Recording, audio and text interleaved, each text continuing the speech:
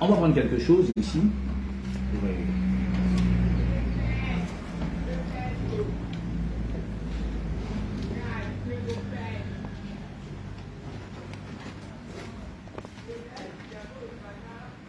On va prendre quelque chose dans le livre de Matthieu.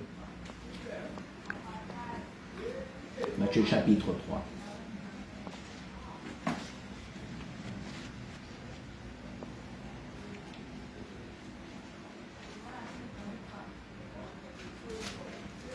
De la portion, oui, la portion 1 jusqu'à 10. C'est-à-dire que à 11, je pense qu'il y a un problème. Hein. C'est-à-dire que beaucoup de gens pensent que pour devenir un vrai ou être un vrai serviteur de Dieu, un vrai serviteur, c'est-à-dire que donc normalement, le message que tu portes doit être accompagné des guérisons charnelles. Parce qu'aujourd'hui, quand tu ne guéris pas quelqu'un de manière charnelle, on dit que tu n'es pas un vrai serviteur de Dieu. Si tu ne guéris pas quelqu'un de manière charnelle, on dit que tu n'as pas l'onction de Dieu. Or, en vérité, c'est un mensonge. Pourquoi? Parce que vous allez faire un constat de tout ce que Dieu a envoyé, tous ces serviteurs qu'il a utilisés, il y a un qui n'a fait aucun miracle. Mais le Seigneur dit de cet homme qu'il est le plus grand de tous les prophètes. Il n'a fait aucun miracle. Mais regardez, prenons, on a dit Matthieu chapitre 3.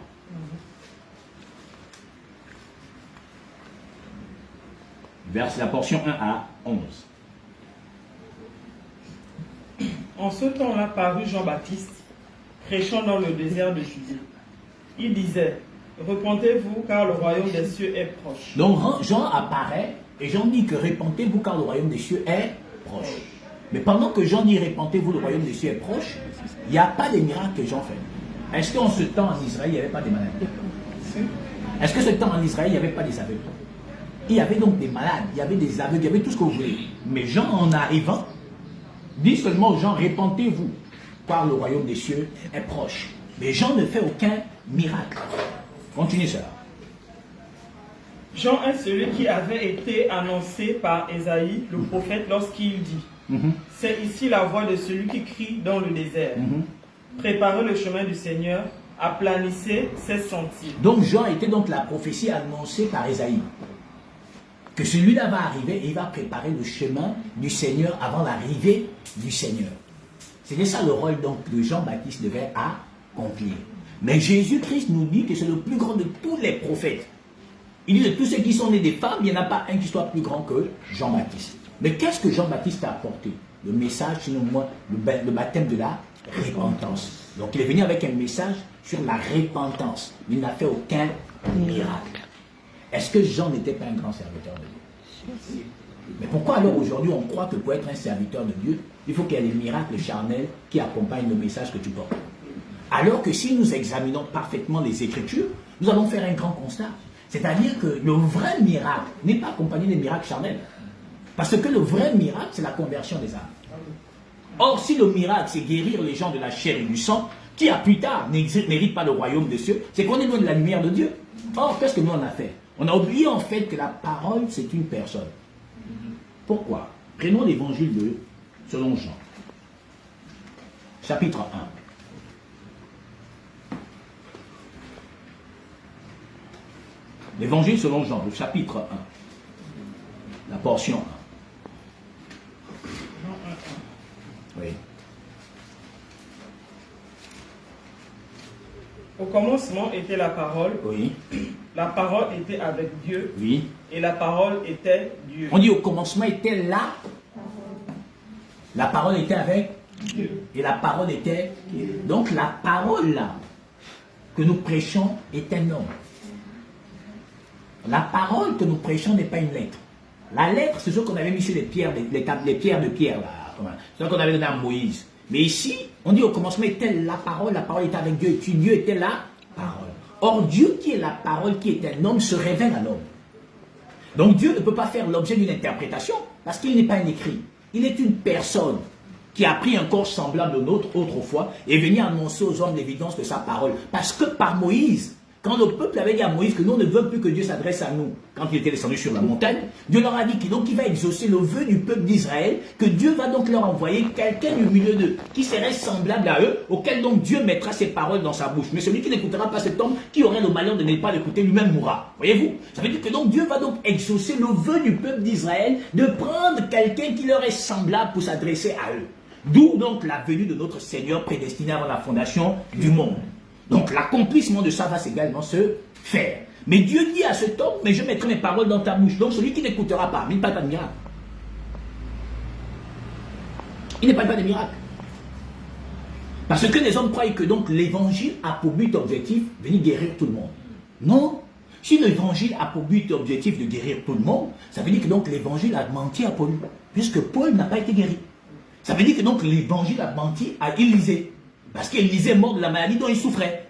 Donc l'évangile a menti à Timothée. Parce que Timothée souffrait de fréquentes douleurs d'estomac. Mais c'est le même Paul donc qu'on prenait les mouchoirs comme ça, on posait. Et on mettait ça sur les malades et les malades guérissaient. Dans l'ombre de Paul guérissait les malades.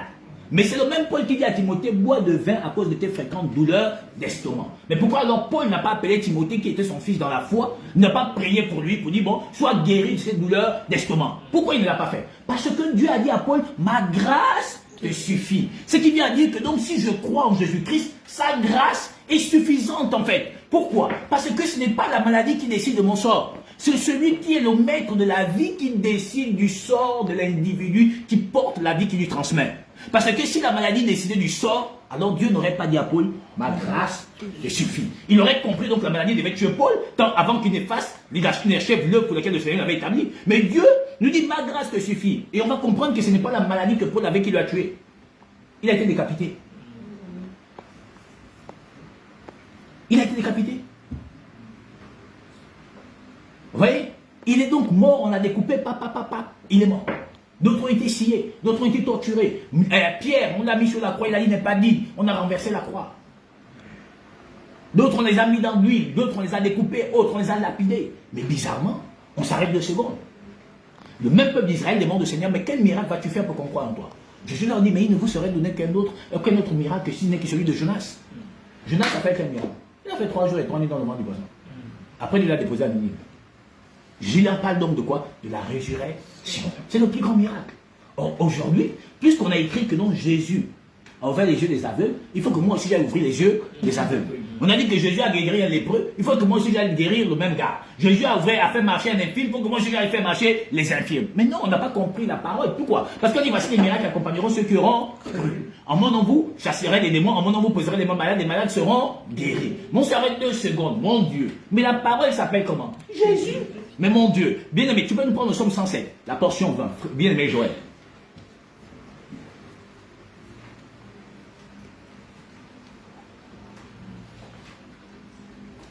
Psaume 107, la portion 20.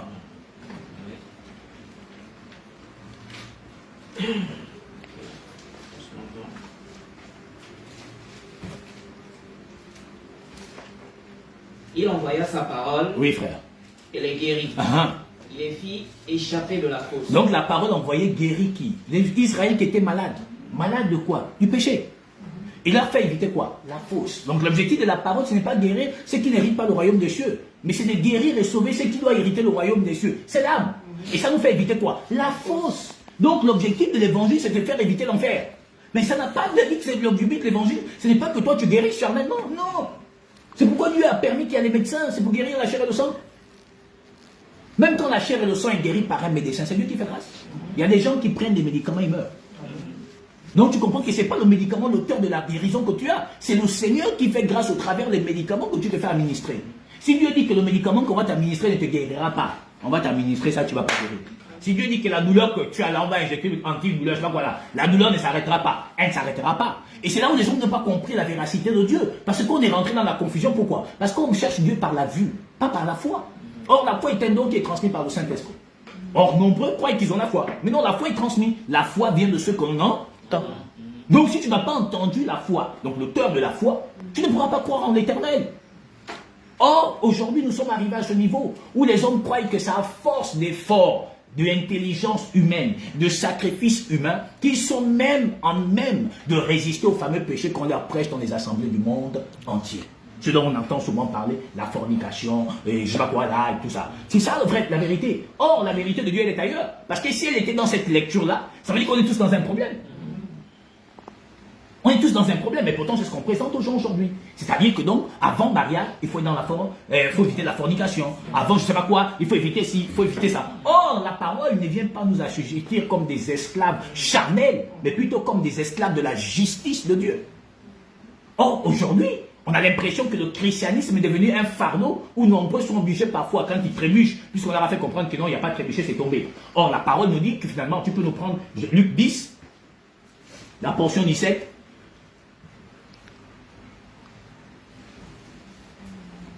Luc 10, la portion 17. Car je voudrais vous parler de l'impudicité et de l'adultère spirituel. Les 70 revinrent avec joie, disant: Oui. Seigneur, les démons même nous sont soumis en ton nom. Oui. Jésus leur a dit: Oui. Je voyais Satan tomber du ciel comme un éclair. Bon, Dieu, il dit quoi? Il voit qui? Satan. Il fait quoi? Tomber. Donc Satan est tombé du ciel. Ça veut dire tomber, c'est quoi? C'est perdre la vie. Mais on a dit que si tu fais la fornication, tu es tombé. Mais Jésus dit non, moi je n'ai jamais dit à quelqu'un que s'il fait la fornication, c'est tombé. Mais c'est ce qu'on enseigne aux gens. Et donc qu'est-ce qu'ils font les gens? Par leur force, par leur intelligence, ils vont s'abstenir de tout ce que leurs pasteurs vont leur dire. Parce que ce que leurs pasteurs leur disent, ce n'est pas ce que Jésus a dit.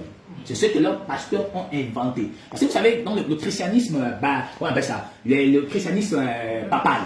Parce qu'il y a un christianisme papal, c'est-à-dire que l'église catholique, eux, ils sont dans la lecture humaine des choses. C'est-à-dire, je m'explique. Eux, ils font quoi? C'est-à-dire que tout ce que l'organisation a dit, c'est ce qu'on doit enseigner. Jamais ce que la parole a dit. C'est-à-dire que si l'organisation catholique a dit, bon, les femmes doivent faire vœu de chasteté, ils feront vœu de chasteté. On a dit, les hommes font vœu de chasteté, ils feront vœu de chasteté. Mais jamais, en fait, ils ne feront autre chose que ce que l'organisation aurait décidé. Or, si la parole dit que voilà comment nous devons marcher, l'Église catholique ne respecte pas ça. Parce que tout ce que les gens font dans le christianisme papal, c'est tout ce que le pape et toute leur organisation ont décidé. Noël, c'est pas biblique, tout le monde fait. La Pâque, c'est en avril, alors que la Bible dit que c'est le premier mois de l'année. On est au 4e mois de l'année, tout le monde fait. Pas seulement les catholiques, leurs enfants aussi, protestants, pentecôtistes et autres. Ils font la même chose en fait. C'est-à-dire ils suivent leur mère. Parce qu'elle est la mère de Saint Pudique, c'est elle qui a engendré toutes les dénominations que nous voyons aujourd'hui dans le monde. Et ils ont établi que donc le Seigneur, le message que nous prêchons, c'est la religion. Non, Christ n'est pas une religion. La religion, c'est ce qu'eux, ils ont établi. Qui fait qu'aujourd'hui, tous les courants dans le monde embrigadent tout le monde dans des dogmes et dans des credos et qui ont éloigné les hommes de la lumière de Jésus-Christ. Alors chacun se dit, bon, je vais faire vœu de chasteté, c'est bien, non. Parce que la Bible, on parle de la chasteté. Mais ça ne concerne pas quelqu'un qui ne connaît même pas le Seigneur. La chasteté dont parle la Bible, c'est une femme qui est mariée. Donc ça ne concerne même pas quelqu'un qui n'est pas marié. Mais aujourd'hui, on dit aux gens que non, la chasteté concerne les gens qui sont non mariés. Non, c'est pas la vérité. C'est même pas dans la Bible. Dans la Bible, on dit femmes chaste. Ce sont les femmes mariées. C'est écrit dans 1 Pierre, je crois, dans Timothée. Je crois que c'est également écrit. On peut prendre le passage si on peut lire.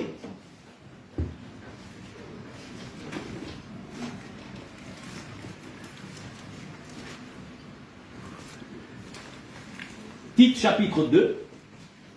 Tu es bien aimé frère Joël. À partir de la portion 1 à 4.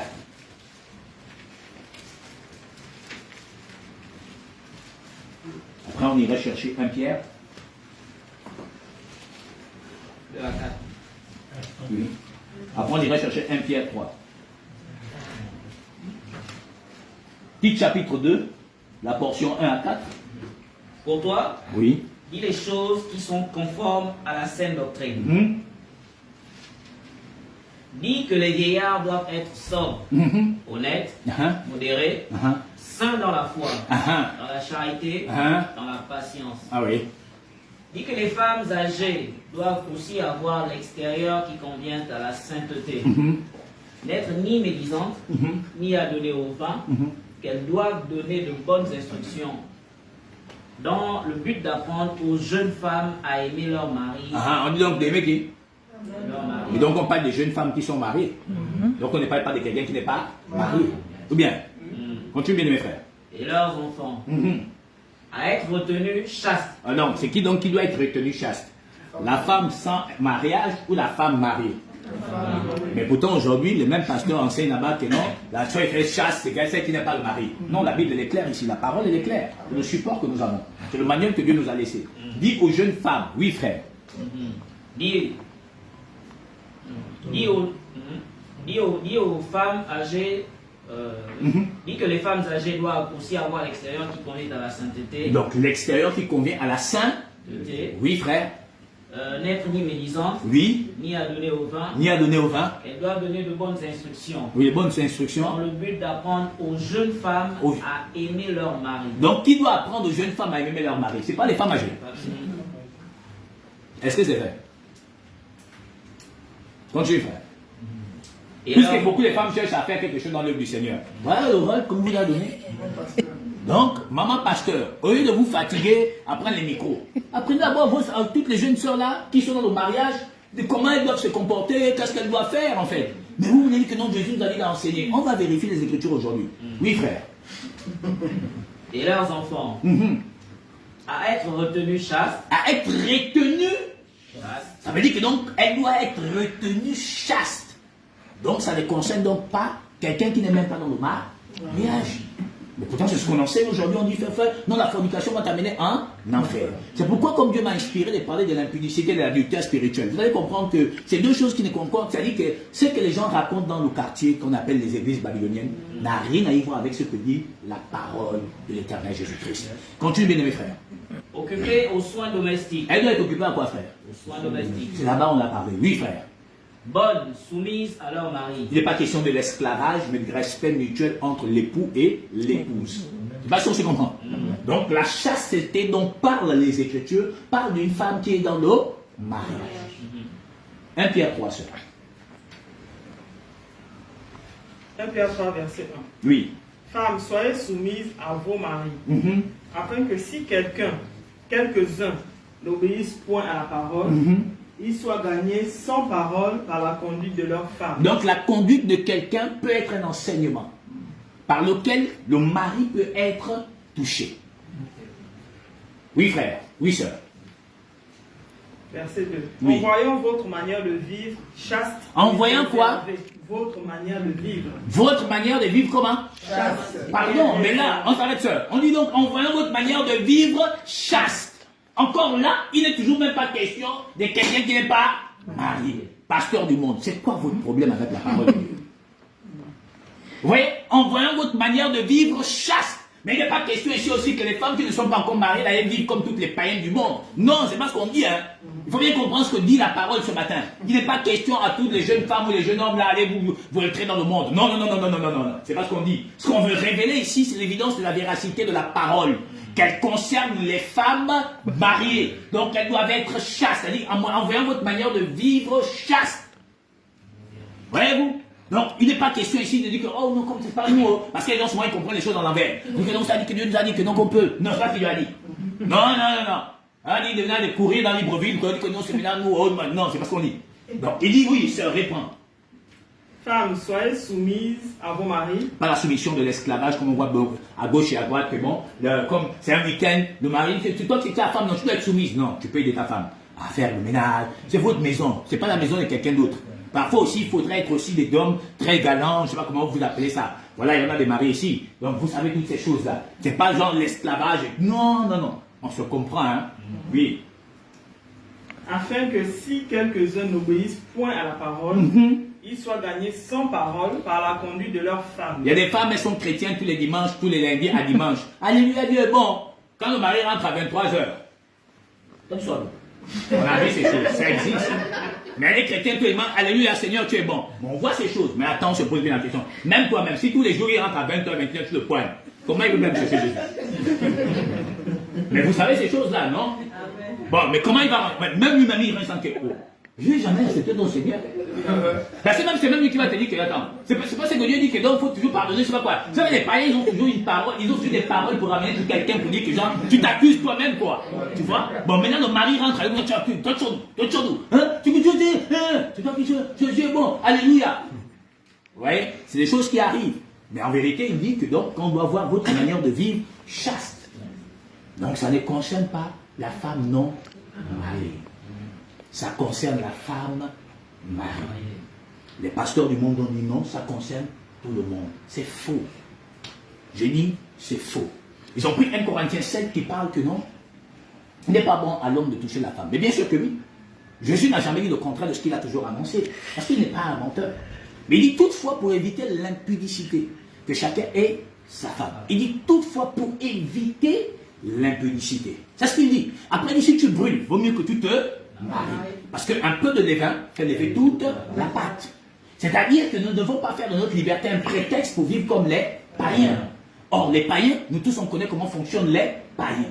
Donc la parole de Dieu ne se contredit pas, elle se complète parfaitement et glorieusement. Mais néanmoins, il y a un problème avec ce qui est annoncé dans le monde. Ce qui est annoncé dans le monde, en fait que les hommes aujourd'hui croient qu'en fait, ils ne doivent plus faire ci, ça. Mais pardon, le support doit être la parole.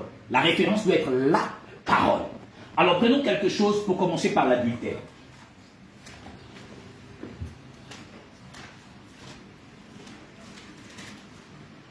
Prenons quelque chose pour commencer par l'adultère. Je voudrais bien faire comprendre ce matin à tous ceux qui nous sont en direct, ceux qui sont ici présents et ceux qui n'ont pas pu être là ce matin. Deux choses. Vous savez, la parole de Dieu, elle est spirituelle. Elle a un langage spirituel pour les choses spirituelles. Je voudrais bien ramener les choses à l'ordre parfait de la pensée de Dieu pour que chacun d'entre nous ici, en sortant ce matin, on ait connaissance véritablement de ce qu'on appelle l'impudicité, de ce qu'on appelle l'adultère. Pour qu'enfin partout nous pourrons aller. Quand quelqu'un nous parlera encore de ces mêmes rudiments-là, on sera même de dire, mon cher, arrête ça. La parole a dit. Parce que les gens n'ont pas toujours compris, comme je le dis au préalable. C'est-à-dire que Jésus est un homme qui se révèle aux hommes. Personne ne peut interpréter Dieu. Dieu n'est pas une lettre. Il est la parole. La parole est un homme appelé Jésus-Christ. Et vous l'avez remarqué dans toutes les Écritures. Voyez-vous, il n'y a personne qui a accepté Dieu. C'est Dieu qui a choisi tous les hommes qu'il a choisis là. Il n'y a pas quelqu'un qui a dit je cherche Jésus. Non. Moïse était en train de prêtre le troupeau quand Dieu s'est révélé à lui. Il n'y en a pas quelqu'un qui l'accepte. On ne peut pas donc accepter le Seigneur. Et dans Jean 6, 70, il dit ce n'est pas vous qui m'avez choisi, c'est moi qui vous ai choisi. À contrario avec ce que les gens racontent à gauche et à droite. Vous savez, les gens n'ont pas compris la parole. Voilà pourquoi vous voyez que les gens se disent qu'on a le libre arbitre. Non. Ceux qu'on a choisis n'ont pas le libre arbitre. Ce n'est pas nous qui avons choisi Dieu. C'est Dieu qui nous a choisis. Donc le libre arbitre n'existe pas pour l'Église. C'est un mensonge si on dit ça quelque part. Le libre arbitre n'existe pas pour nous parce que ce n'est pas nous qui avons choisi. On a le libre arbitre quand on a la possibilité de faire un choix. Mais où on n'a pas la possibilité de faire un choix, on ne peut pas décider. On nous impose une volonté et on se soumet à cette volonté ou on nous impose un choix et on se soumet à ce choix. Donc on ne peut pas prétendre dire que j'ai le libre arbitre. Jamais. Dieu nous a choisis avant la fondation du monde. Et dans le livre de Luc 15, il dit contrains-les. Donc on est contraint. Même Jonas était contraint. Il a refusé d'aller. Dieu lui a mené de gré ou de force. Il allait se retrouver où? À Ninive. Là où il ne voulait pas y aller. Et la Bible nous dit dans Actes que Jésus a été oint de force. Donc personne ne peut venir chanter demain que non, Dieu choisit Jésus. On ne peut pas choisir Jésus. C'est lui qui nous choisit, dit mes élus avant la fondation du monde. Alors prenons Matthieu chapitre 5. La portion 27 à 28. On prend d'abord la portion 27. Matthieu 7, 27. Et Matthieu 5, 27. Vous avez appris qu'il a été dit, tu ne commettras point d'adultère. Il dit, vous avez appris qu'il a été dit, vous ne commettrez point d'adultère. Ça a été dit par qui? Par le prophète Moïse. C'est par Moïse que Dieu va décider de mettre la loi sur les tablettes de pierre. Voyez-vous, elle devient donc une institution à partir du prophète Moïse. Mais la loi, elle existe depuis le jardin d'Éden. Mais comme Moïse est celui par qui Dieu a amené cette histoire-là, donc le peuple Israël a pris connaissance de tout ce que Dieu ne voulait pas qu'il commette. Pour ne pas rentrer dans la désobéissance. Tu ne commettras point d'adultère, tu ne tueras point, tu ne feras point de faux témoignages, etc. Tout ce que Dieu avait demandé à Moïse de prescrire, du moins avait prescrit sur la pierre, là, ou les pierres là, n'avait que pour objectif charnel sur le peuple d'Israël. Ça veut dire quoi? Ça veut dire que ce que Dieu avait dit à Moïse de faire là, c'était charnel. Que donc le peuple choisi au milieu des nations, qui était Israël, Dieu leur a donné une manière de vivre, une manière de fonctionner, une manière d'agir pour lui être agréable. Mais la parole nous dit dans le livre d'Hébreux 1, de Hébreux 10, 1, la loi qui possède du nombre de biens à venir et non l'exacte représentation. Ce qui vient à dire que ce qui avait été dit par Moïse au peuple d'Israël n'est pas exactement ce qui devait être. Je ne sais pas si on se comprend. Maintenant, Jésus, en arrivant, dit qu'il est le législateur. Le législateur, c'est celui qui régit les lois. Donc, Dieu étant le véritable législateur, donc le législateur, en arrivant, va dire, maintenant, ce qui vous a été dit par Moïse, là, Voilà maintenant ce que moi je vous dis. Ça veut dire que ce que Moïse avait dit n'avait qu'une connotation charnelle. Maintenant, ce que moi je vous dis quitte du charnel à son évidence véritable. Parce que si ça reste dans le charnel, ce serait toujours compliqué pour les hommes. Je ne sais pas si on se comprend. Donc Jésus est celui qui change les lois. C'est lui le législateur. Moïse n'a jamais été législateur. Moïse a seulement dit, prends là, c'est écrit. Il a pris les pierres, il a mis au peuple d'Israël. C'est tout. Moïse n'a jamais fait la loi quelque part. On a seulement dit de faire quelque chose. Et il l'a fait. Comme on lui avait demandé de reproduire dignement ce qu'il avait vu dans la vision concernant le tabernacle. Il est venu donc rétablir seulement dans la... On a dit, aie soin de reproduire tel que tu as vu dans la vision. Donc Moïse n'a jamais pris un bic et puis il est en train d'écrire que bon, dorénavant, voici ce qui va se produire. Si tu voles, tu vas aller saisir. Non, Moïse n'a jamais ça. Ça a été écrit et puis il est venu le porter au peuple d'Israël. Sauf quand il a cassé avec la colère, il a réécrit tout ce qu'il avait déjà vu. Donc Moïse n'est pas l'auteur de la loi. Il est simplement quelqu'un qui a donné, ou du moins apporté la loi à la connaissance du peuple d'Israël. Je ne sais pas si on se comprend. Ok. Il dit alors, sœur, réponds au verset 7. 27, pardon. Vous avez appris qu'il a été dit. Il dit, vous avez appris qu'il a été dit. Oui. Tu ne commettras point d'adultère. Tu ne commettras point d'adultère. C'est ce que Moïse avait dit. Donc c'était un adultère physique ou spirituel? Physique. On est d'accord jusqu'à maintenant. Prends-nous Exode 20. On va aller voir cette histoire des lois.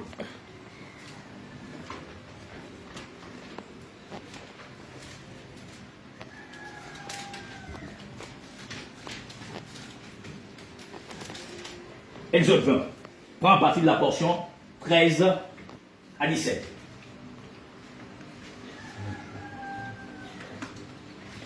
Tu ne tueras point. On dit première chose, tu ne tueras. Ok. Continue. Tu ne commettras point d'adultère. On dit tu ne commettras point d'adultère. Continue ça.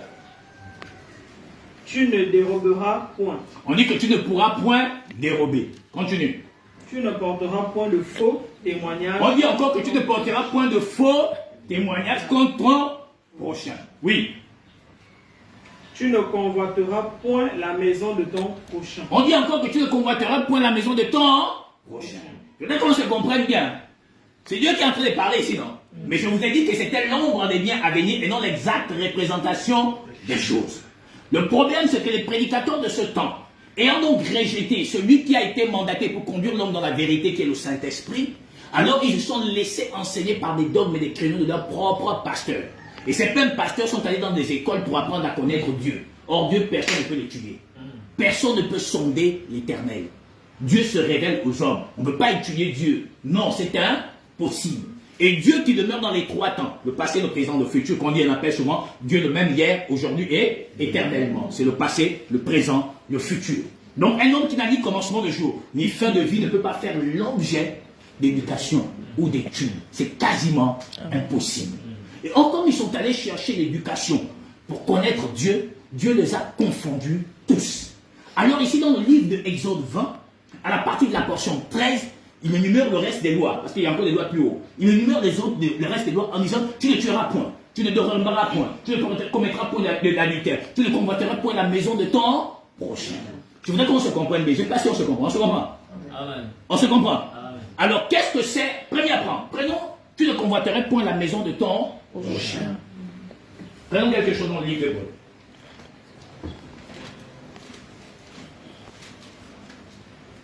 Hébreux chapitre 3. À partir de la portion 1. Je ne sais pas si on se comprend ce matin, bien aimé. Ok, continue. Hébreux chapitre 3. Si le frère Joël, la sœur Rostan est arrivée, vous pouvez lire. Hébreux chapitre 3. À partir de la portion 1. C'est pourquoi, Frères saints, qui avait part à la vocation céleste, qui avait part à la vocation céleste, considérez l'apôtre et le souverain sacrificateur de la loi, de la foi que nous professons. Jésus qui a été fidèle à celui qui l'a établi, comme le fut Moïse dans toute sa maison. Ok, continue. Car il a été jugé digne d'une gloire d'autant supérieure à celle de Moïse. C'est ce qu'on a partagé dimanche passé. Continue, sœur. Que celui qui a construit une maison a plus d'honneur que la maison même. Continue, sœur. Chaque maison est construite par quelqu'un. Oui. Mais celui qui a construit toute chose, c'est Dieu. Oui. Pour Moïse, il a été fidèle dans toute la maison de Dieu. Oui, continue. Comme serviteurs, Oui. pour rendre témoignage de ce qui devait être annoncé. Oui. Mais Christ les confie sur sa maison. Sur quoi? Sa maison. Donc, et sa maison, c'est qui? Et sa maison, c'est nous. Je ne sais pas si on se comprend. Mais il a dit tu ne convoiterais point la maison de ton. Mais finalement, si nous sommes la maison de Dieu, qui la convoite? Donc le passage là-bas, la loi la concerne qui? Nous ou Satan? Donc finalement, on s'arrête 2 secondes. Qu'est-ce que le pasteur donc raconte? Il dit nous sommes la maison de l'Éternel. Mais qui convoite cette maison? Satan. Plus quoi? Il veut quoi? Il s'assierait même dans le temple de Dieu, se dirait même Dieu. 1 Pierre 2,4 dit et vous comme des pierres vivantes, édifiez-vous pour former une maison spirituelle. Or, celui qui convoite cette maison s'appelle Satan. Pardon, donc qui commet cet adultère-là? Satan. En quoi ça me concerne? Et pas si on se comprend.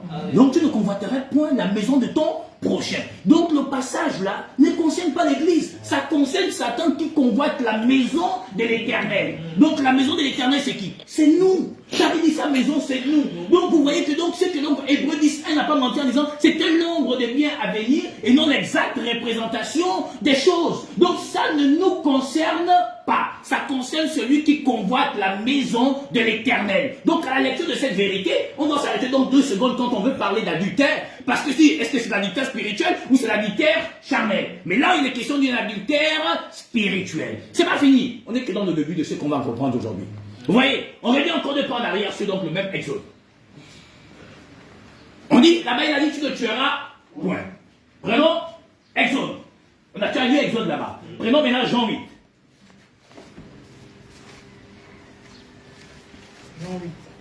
Jean 8, à partir de la portion 43 à 44.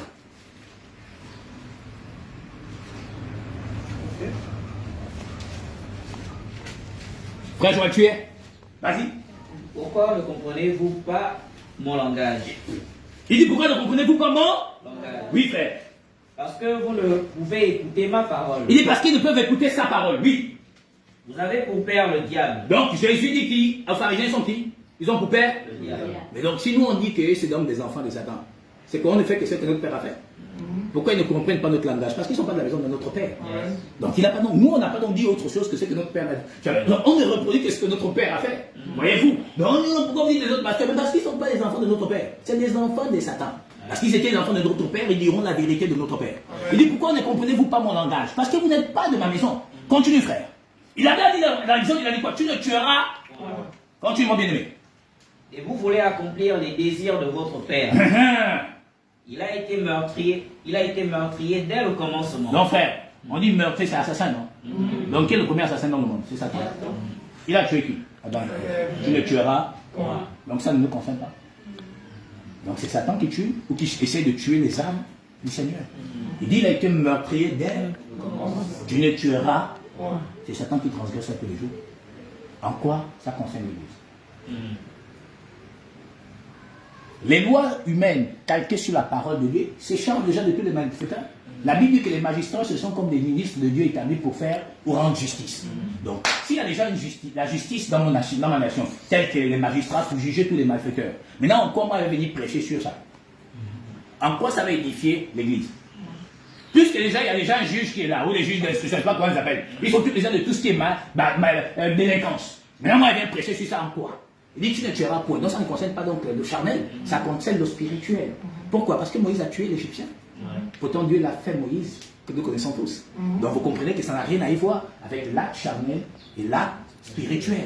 Parce qu'on peut tuer par accident, Dieu peut nous pardonner. Mais là, il parle de Satan a été meurtrier dès le commencement. Donc le premier assassin spirituel, c'est Satan. Pour les hommes, ils diront Caïn. Mais pour la parole, c'est Satan. Tu ne tueras point. En quoi ça nous concerne? Puisque si c'est Jésus qui vit en nous, on ne peut pas tuer une âme. Mais si ce n'est pas Jésus qui vit en nous, on a envie de tuer les âmes. Donc, en fait, tu comprends maintenant que qui transgresse ça? C'est celui qui tue ça, qui tue les âmes. Qui? Celui qui porte donc Satan. Là, si on se comprend. Donc, ce sont des assassins spirituels. Alors, ils vous ont fait croire que non, c'est charnel. Mais non, c'est spirituel. Parce que toutes les fois ils falsifient la parole, ils sont en train de tuer une âme. Toutes les fois ils inventent la parole, ils sont en train de tuer une âme. Donc ce sont des meurtriers spirituels. D'où le Seigneur dit, tu ne tueras point. On a dit tu ne porteras point de faux témoignages. Genèse chapitre 3. La portion 1. Genèse chapitre 3, la portion 1. Le serpent était le plus rusé de tous les animaux des champs. Oui, sœur. Que l'Éternel Dieu avait fait. Oui. Il dit à la femme, Dieu a-t-il réellement dit, vous ne mangerez pas de tous les arbres du jardin? Dieu a dit réellement que vous ne mangerez pas tous les arbres du jardin. On va chercher ce que Dieu a dit. Genèse 2, 17. Dieu a dit quoi?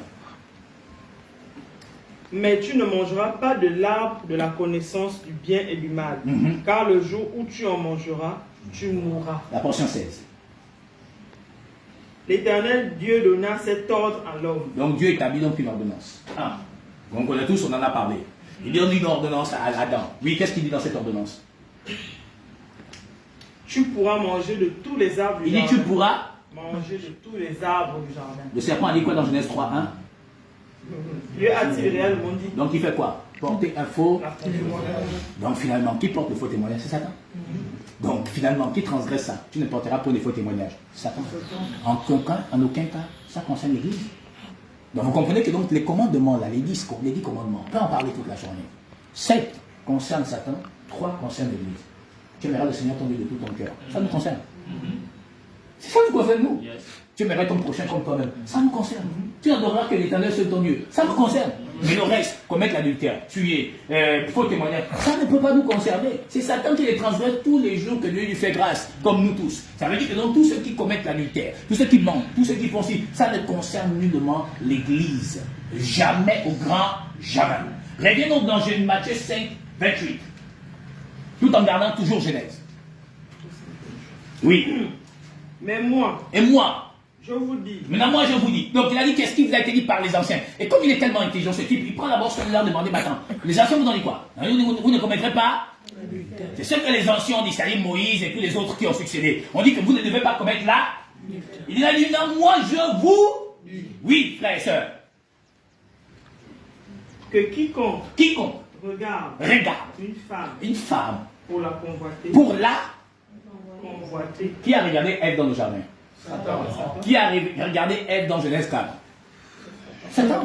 Matthieu 4. Satan, quand Jésus sort du désert, c'est toujours l'église qui est là, c'est pas Jésus, c'est l'église qui porte déjà son époux, qui la convoite là-bas. Donc finalement, qui commet l'adultère? Satan. En quoi ça me concerne? Et dit quiconque regarde une femme pour la convoiter. Or, on dit tu ne convoiteras pas la maison de ton prochain. Or, qui convoite l'église? Satan. Qui commet donc l'adultère? Satan. En quoi ça me concerne? Oui.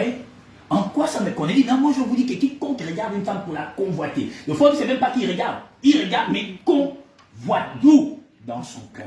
Vous comprenez que donc le péché, ce n'est pas à regarder. C'est convoiter dans le cœur. Ça veut dire qu'en vérité, Dieu ne cherche pas l'acte que tu poses, mais la convoitise qui demeure dans ton cœur. Or, on dit quiconque regarde une femme pour la convoiter, Jésus élève le niveau, a déjà connu l'adultère. Or, l'adultère charnel, c'est l'acte que tu poses.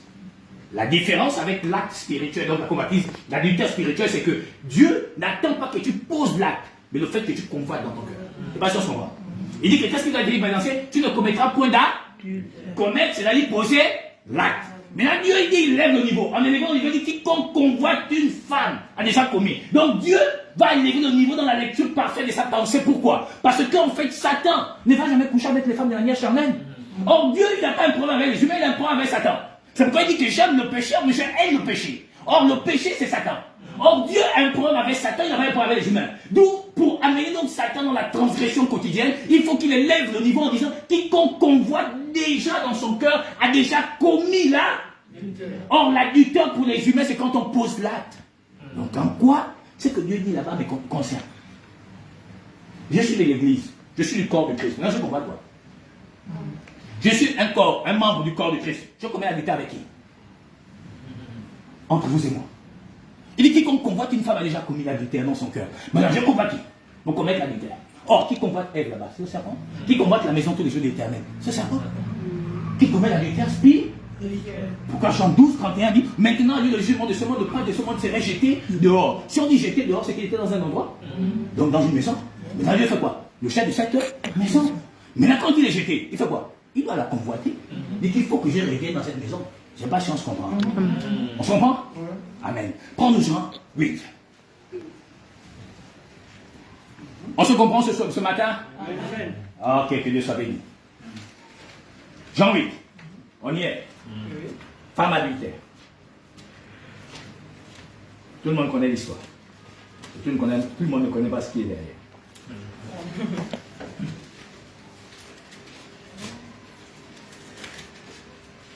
Prends-nous à partir de la portion quoi? À 11.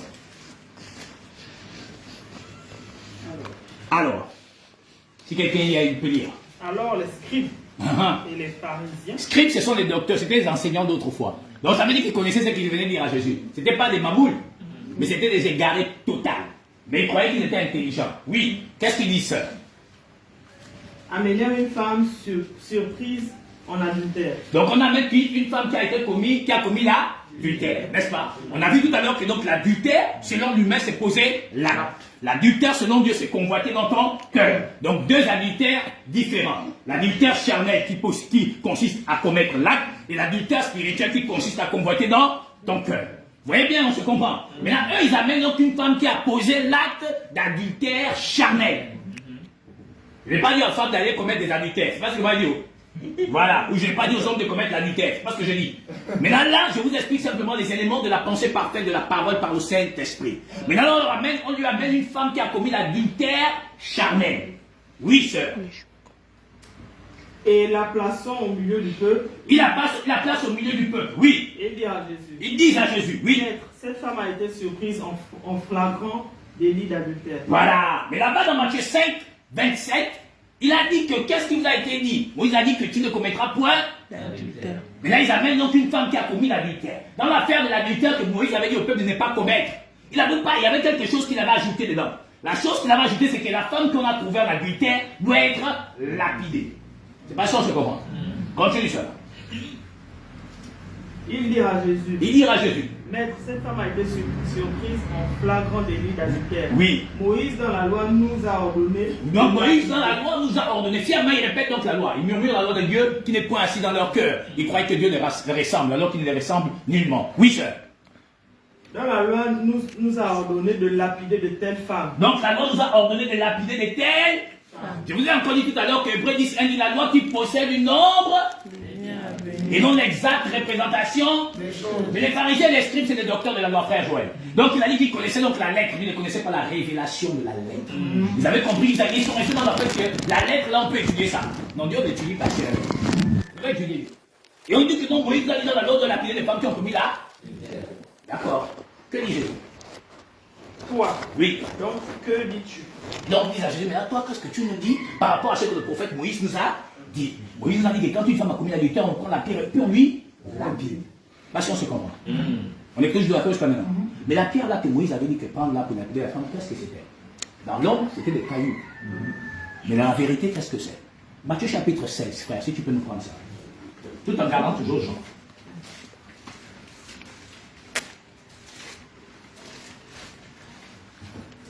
Tu es prêt? Prends-nous à partir de la portion 13 à 19. Jésus étant arrivé dans le territoire de Césarée, Oui. de Philippe, Oui. demanda à ses disciples, que dit-on que je suis? Que dit-on que je suis? On cherche la pierre que Moïse a dit de lapider. Oui. Moi, le Fils de l'homme. Moi, le Fils de l'homme. Ils répondirent, Ils répondirent. les uns disent que tu es Jean-Baptiste, les autres Élie, les autres Jérémie, Oui, frère. ou l'un des prophètes. Oui. Et vous, leur dit-il, qui dites-vous que je suis? Il leur dit, mais à vous là, les gars, vous êtes avec moi là, les gars. Vous, que pensez-vous de moi? Qui suis-je? Oui. Simon-Pierre répondit, Et bien Simon Pierre répondit, tu es le Christ, tu es le Christ, le Fils du Dieu vivant. le Fils du Dieu vivant. Jésus reprenant la parole lui dit, Jésus répond la parole, lui dit, tu es heureux Simon, fils de Jonas, Fils de Jonas. car ce ne sont pas la chair et le sang qui t'ont révélé cela. Donc la chair et le sang ne révèlent pas qui est le Fils de Dieu. C'est la première chose. Donc il dit que les écoles théologiques ne peuvent pas te révéler qui est Jésus-Christ. Les écoles pastorales ne peuvent pas te révéler qui est Jésus-Christ. Mais Moïse a dit que quand une femme a commis l'adultère, on doit lui lapider. Mon cher, à savoir quelle est la pierre que Moïse avait demandé au peuple de prendre et puis de lapider le peuple, toutes les femmes adultérières. Donc dis-nous frère, oui. C'est mon Père qui est dans les cieux. Oui. Et moi je te dis, tu es Pierre. Tu es? Pierre. Oui. Et que sur cette pierre, je bâtirai mon église. Non, il dit que tu es Pierre et sur cette pierre, je bâtirai mon Église. Les catholiques papa l'ont dit que non, Pierre, ça veut dire la pierre, l'apôtre. Non, la pierre, c'est pas l'apôtre. La pierre, c'est donc la révélation que Pierre devait venir d'avoir. Il dit, tu es Pierre, puisque frère, là, il dit quoi? Ce n'est ni la chair ni l'os qui t'ont révélé cela, mais c'est mon Père qui est dans. Je te dis que tu es Pierre et sur cette pierre, je bâtirai mon. Quelle pierre? La pierre, la révélation, Pierre, l'apôtre. Donc finalement, la pierre que Moïse avait demandé au peuple de prendre, c'était quoi? La parole révélée. Est-ce qu'ils avaient la parole révélée? Non. C'est pas si on se comprend. Ésaïe aussi va voir l'Éternel, dans Ésaïe 6. Il dit que dans mes yeux ont vu l'Éternel, et je suis dans la figure. Et puis un ange va descendre, va prendre une pierre chauffante, et va lui mettre sur la bouche, et va lui dire, tu es devenu pur. Or la pierre qui purifie, c'est qui? C'est Christ. Donc la pierre que donc on prend pour lapider une femme adultère, elle doit être donnée par qui? Par Christ. Mais quel adultère? Charnel ou spirituel? Non, pas charnel, mais spirituel. Parce que la parole nous dit dans le livre de Pierre également, ou Jean, je crois, il dit que si quelqu'un, tu vois ton frère commettre un péché qui ne mène point à la mort. Or, la femme qui avait commis l'adultère, c'était un péché qui menait à la mort ou un péché qui ne menait pas à la mort. Donc finalement, donc Dieu devait la justifier. Et c'est ce qu'il a fait, puisqu'il a dit, qui de vous n'a jamais péché? Prenne la première pierre et lui, on dit accusé par leur. Donc la pierre que Moïse leur avait pris là, il n'avait jamais purifié le peuple d'Israël, puisqu'il la rejetait. Donc la pierre dont parlait Moïse, c'était donc la parole. Celle qui justifie ou celle qui te condamne. Or, la pierre a condamné Satan en disant, tu ne commettras point. Or, cette femme n'avait que commis un adultère charnel. D'où il va dire à la femme, va, mais ne pêche plus. Or, pourquoi? De peur que quelque chose de plus pire t'arrive. Donc, celui qui a été justifié par la parole, se retournant contre la parole, ne pourra plus revenir à la repentance. Or, cette femme ne pouvait pas être condamnée tant que la justice ne lui avait pas été parvenue. Soit elle rejetait la justice, soit elle acceptait la justice. Nous, Jean chapitre 3, la portion 18 dit, celui qui croit n'est point jugé. Celui qui ne croit pas est déjà jugé. Or, elle a cru. La parole l'a justifié. Or, le peuple d'Israël, quand la parole a dit que celui qui n'a jamais péché prenne la première pierre de l'évidence, on dit quoi? Accusé par leur. Donc, la pierre que Moïse leur avait dit, venez de les lapider. Puisqu'ils ont dit que quand tu as commis l'adultère, on te. Maintenant, la pierre elle-même dit maintenant que celui qui n'a jamais péché prenne la première pierre de l'évidence. On dit que accusé par leur. Donc la pierre que Moïse avait bien parlé était devant eux et venait dehors de faire quoi? De les accuser parce qu'ils n'étaient pas justes. C'est pas si on se comprend. C'est ça la vérité. Donc finalement, il n'avait rien compris de la parole. Puisque la pierre dont il était question, ce n'était pas une pierre physique, mais une pierre spirituelle. Où on dit, la pierre rejetée par vous qui bâtissez est devenue quoi? Donc la parole parfaite. Donc pour justifier un homme, il te faut quoi? La parole révélée. D'où Pierre a dit, ce n'est ni la chair, Dieu a dit, ce n'est ni la chair, ni le sang. Mais c'est mon Père qui est dans les cieux. La pierre rejetée par vous qui bâtissez, qui est devenue la principale de l'âme. La pierre qui s'est détachée sans le secours d'aucune main, qui a détruit la statuette de Pierre. Donc la pierre dont parlait Moïse était bel et bien Jésus-Christ. La même pierre que le prophète David a pris pour anéantir Goliath. Il n'est pas donc question d'une pierre physique, mais la pierre spirituelle qui est la parole. Et vous-même comme des pierres vivantes. Donc, à ceci, comme il fait la fraction du pain, ceci est mon corps qui est rompu. Donc la pierre qui est le pain, la pierre qui est la parole est rompue pour chacun. Donc chacun devient une pierre vivante pour former une maison spirituelle. Donc la pierre qui justifie tout individu à qui tu prêches la parole ou qui le condamne du fait qu'il refuse de croire. Quand tu refuses de croire, tu serais lapidé. Par qui? Par cette parole. Lapidé ici, c'est le symbole du rejet. C'est-à-dire Dieu te rejette parce que tu n'as pas cru à sa justification. Je ne sais pas si je parle à un bien-aimé ce matin. Donc, dans la pensée parfaite de notre Seigneur. Vous voyez que donc ça n'a rien à y voir avec tout ce que les hommes nous ont toujours chanté sur le plan charnel. Ça n'a rien à y voir. Ça n'a rien à y voir. Je ne sais pas si on se comprend bien. Ça n'a rien à y voir. Ça n'a rien, absolument rien à voir avec ce qu'on nous attend raconter tous les jours de notre vie. Il faut faire ci, il faut être comme ça. Mon Dieu, aïe. C'est compliqué, hein? C'est compliqué. C'est compliqué. À ce stade, est-ce qu'on va s'en sortir même? Hein? Frère Joël, hein? Frère Chris, Frère Sylvain, Frère Axel, frère, est-ce qu'on va s'en sortir? C'est compliqué, hein? Le monde est difficile. Alors, prenons quelque chose dans le livre de Matthieu pour aller encore plus loin. Je voudrais, ce soir, ce matin, révéler quelque chose encore en profondeur. Matthieu 19, sœur. Prends-nous à partir de la portion 1. On va aller chercher quelque chose là-bas. Lorsque Jésus eut achevé ses discours, Oui. il quitta la Galilée Il quitte la Galilée. et alla dans le terroir de la Judée au-delà du Jourdain. Ouais. Une grande foule le suivit et là il guérit Matthieu les 19. malades. Bien, bravo, continue. Et là, Et là, il guérit les malades. guérit les malades. Oui. Les pharisiens l'abordèrent et dirent pour l'éprouver. Les mêmes pharisiens qui sont les grands docteurs de la loi, qui étaient assis dans la chair de Moïse, ben, eux maîtrisaient certainement Moïse, alors que chez Moïse, là, c'est même Dieu lui-même qui l'a envoyé. Continue, sœur. Les pharisiens l'abordèrent et dirent pour l'éprouver. Est-il permis à un homme de répudier sa femme? Donc il aborde pour quelle raison? Pas pour même une raison spirituelle. Charnel. C'est même pas sur un plan spirituel, c'est pour demander seulement que est-ce que tu as le droit de chasser ta femme? C'est seulement ça. C'est même pas qu'ils cherchent même la connaissance. Non, ils étaient convaincus qu'ils étaient dans la connaissance. Donc ils viennent pour emmerder Jésus quoi, dans des questions qui n'ont ni tête ni queue. Donc dis-nous un peu, Joe, est-ce qu'on peut répudier notre femme? Mais ils ne s'attendaient pas à la réponse de Jésus. Continue ça. Pour un motif quelconque. Donc ils disent que est-ce qu'on a le droit de répudier notre femme pour un motif quelconque? Maintenant Jésus va les répondre. Maintenant Jésus ne répond pas de la même manière. Il va les répondre de manière spirituelle. Mais eux, comme ils sont égarés sans le Saint-Esprit, ils ne vont rien comprendre. Continue ça. N'avez-vous pas lu que le Créateur, au commencement, fit l'homme et la femme? Donc là, Dieu les répond qu'au commencement, le Créateur a fait un homme et puis une femme. Il n'a jamais fait deux hommes, il n'a jamais fait deux femmes. Pour ceux qui sont dans l'histoire que vous connaissez. Dieu a dit homme, femme, oui frères. Et qu'il dit? Et qui dit? C'est pourquoi l'homme quittera son père et sa mère et s'attachera à sa femme. Et les deux deviendront une seule chair. On s'arrête toujours 2 secondes. Je vous amène dans notre partage, c'est qui va vous rendre fou ce matin. Il dit qu'en fait, il a dit que l'homme quittera son père et sa mère s'attachera à sa femme, ils deviendront une seule chair. Je ne pense pas que tous ceux qui sont mariés dans la salle là sont une seule chair avec la femme. Mais je ne pense pas. Parce que pour être une seule même chair, c'est que c'est le même corps qu'on partage. Hein? C'est la même pensée qui nous conduit, le même esprit, c'est le même cœur, c'est la même âme. Or, Jésus parle là, ça n'a rien à voir sur le plan charnel. Pardon. Mais c'est là, ça n'a rien à voir sur le plan charnel. Pourtant, c'est ce qu'ils disent aux gens. Quand on a des livres, même dans les t-shirts, j'aime voir quand les gens se marient. C'est là que tu vois toutes les bêtises du monde. Ils écrivent derrière les t-shirts comme ça. Il est écrit que l'homme quittera, c'est quoi, Matthieu, combien ça là? Il dit combien là? Non, la portion, on dit que l'homme quittera son père et sa femme là. Sa mère là. Voilà, Matthieu, là, c'est écrit derrière. Il prend souvent dans tous les 4 lecteurs là. C'est-à-dire Jean, Marc, Luc, Jean là. Et Matthieu, ils mettent ça dépend de leur. Non, ils mettent pas souvent Éphésiens, ils mettent souvent tous les évangiles là. Non, là, tu as Matthieu 19, c'est écrit en haut, Matthieu 19, 5. L'homme quittera son père et sa mère s'attacherait à sa femme. Quand vous arrivez dans les magasins, oh Dieu, tu es bon, l'homme quittera son père au fait, on a signé. Quand il y a le on a signé avec la famille là où il n'y avait jamais les mariages. Hé, là, ça va maintenant, tu as ouvert la porte. Oh mon Dieu.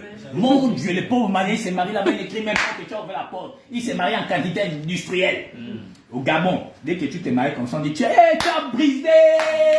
Oui, voilà, tu es sorti du péché. Voilà, oui, voilà, bien frère, Steve, tu es sorti du péché. On va aller trouver cette affaire du péché. Tu es sorti du péché, c'est fini, moi et toi. Nous encore là, de temps en temps, le diable nous tire toujours derrière. Le pauvre diable, il a perdu comme il est. Dès que le diable tire derrière, parce qu'il elle a couché avec un frère ou elle a couché avec un homme, voilà. Le diable nous tire toujours, oh, on va sortir. Quand la persévérance de la prière, Jésus regarde, regardez-moi ces gens égarés. Regardez vous-même. Et c'est ce qui se passe. C'est ce qui se passe. Dis donc, quittera son père et sa mère s'attachera, donc de même chair. Donc ils sont ni un même corps, ni un même cœur, ni même âme. Pourtant, dans Actes, on a l'exemplarité parfaite de ce que Jésus dit ici dans Matthieu 19, 5. Il dit quoi? Ils étaient tous d'un même cœur, d'une même âme. Si on parle de même cœur, une même âme, c'est que c'est un seul corps. Or ici, il dit, l'homme quittera son père et sa mère deviendront une seule chair.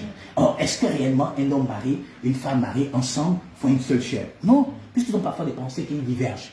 Ils ont parfois des langages qui ne sont pas concordants. Donc, ça veut dire qu'ils ne sont pas une même chair.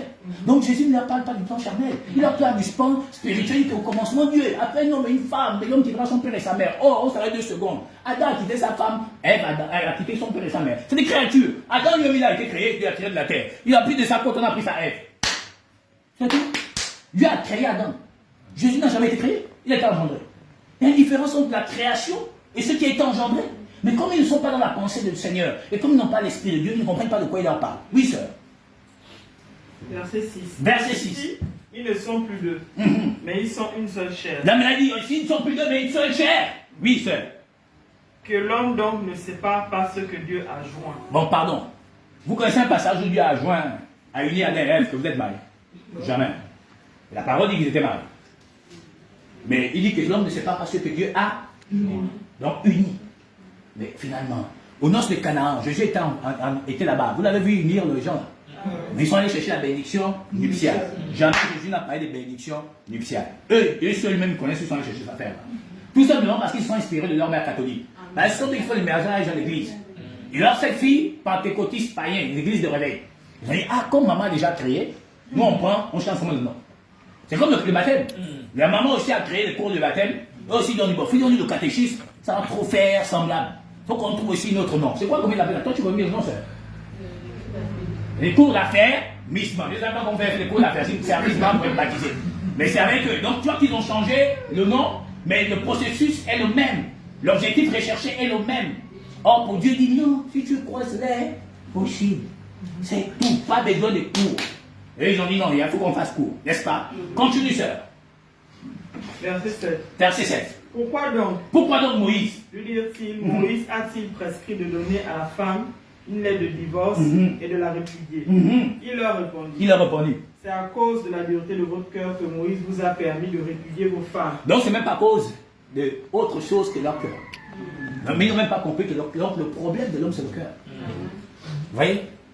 Et les pasteurs ont dit le problème de l'homme c'est les sorciers. Dieu dit que c'est à cause de la dureté de votre cœur que Moïse a dit divorcer. Mais les hommes ont dit que quand tu divorces, c'est que l'esprit de mari de nuit est rentré à séparer votre couple. Mais il dit à cause de la dureté de votre cœur. Donc il n'a pas dit à cause des sorciers. Chez nous, les Polonais appellent ça dikoun. Ce n'est pas à cause de dikoundou. C'est à cause du cœur, mourir. C'est-à-dire le cœur qui est mauvais. Parce que le cœur de l'homme est tortueux par-dessus tout. Qui peut connaître le cœur de l'homme? Personne, disent l'éternel. Oui, sœur, on avance. Au commencement, il n'en était pas ainsi.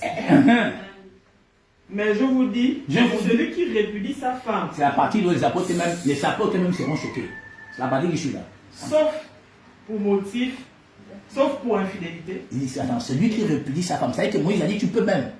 Mais là, lui, il vient dire, en fait, Dieu les a tous tués. Parce que la Bible a dit que moi, je vous dis, que quiconque convoite, regarde et convoite, a commis l'adultère. Là encore, il a dit que celui qui répudie sa femme, sauf pour infidélité, il sent qu'il y aille. Ça veut dire qu'il faut qu'elle soit infidèle pour que je la chasse. Donc, si elle n'est pas infidèle, je ne peux pas la chasser.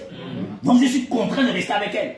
Sans que le type ait un problème. Les apôtres sentent que c'est compliqué. C'est là où les apôtres réagissent. Les pharisiens ont parlé au début, mais là, les apôtres vont réagir. Oui, sœur. Et qui en épouse une autre commet un adultère. Ça veut dire que, frère, ça veut dire que si tu te sépares de ta femme et que tu épouses une autre sans infidélité, tu es dans l'adultère.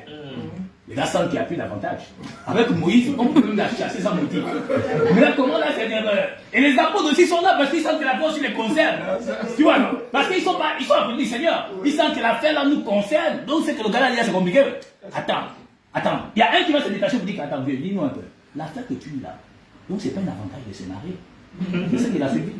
Ses disciples lui disent, voilà. Si tu es à la condition de l'homme à l'égard. Tu comprends maintenant? Donc tu comprends que Jésus maintenant quitte du niveau charnel que les Moïse les avait parlé là. Il amène ça au niveau spirituel.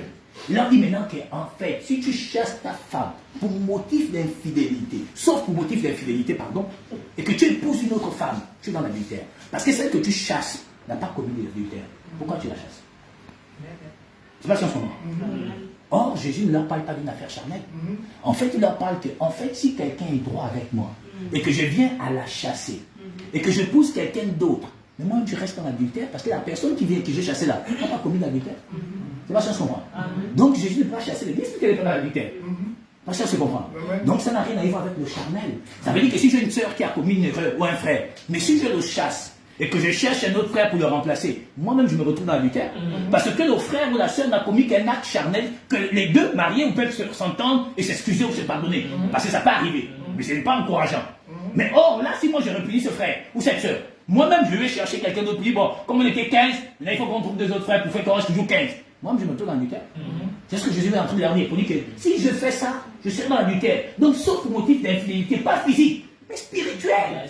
Mais comme l'Église ne peut pas être dans l'infidélité spirituelle, donc je ne peux pas répudier ce que Dieu a uni. Or, la parole nous dit, au commencement était là, la parole était avec, et la parole était La parole s'est faite. Ceci est mon corps qui est rompu pour vous. Si donc nous on est devenu la chair de Jésus-Christ, c'est qu'on est donc le corps uni par Dieu.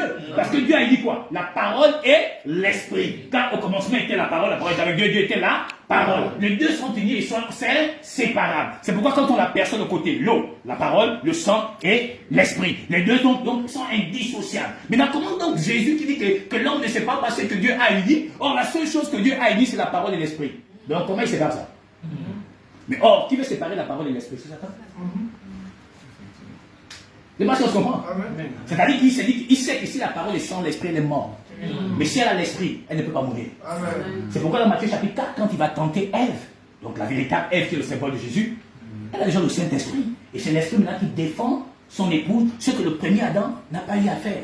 Donc cette église-là ne peut pas être dans la sueur. Donc Dieu a uni que la parole et l'esprit, il n'a jamais uni les gens charnels. Au grand jamais. Donc si vous voulez vous marier, allez voir les parents de la personne, mariez-vous, allez à la mairie, point barre. Il n'y a pas de bénédiction parce que toi-même tu es déjà une bénédiction. Parce que tu es un membre du corps du Christ. La bénédiction, c'est le fait de recevoir le Saint-Esprit. Le mariage est un don que tous les humains ne peuvent pas avoir. Je ne sais pas si on se comprend.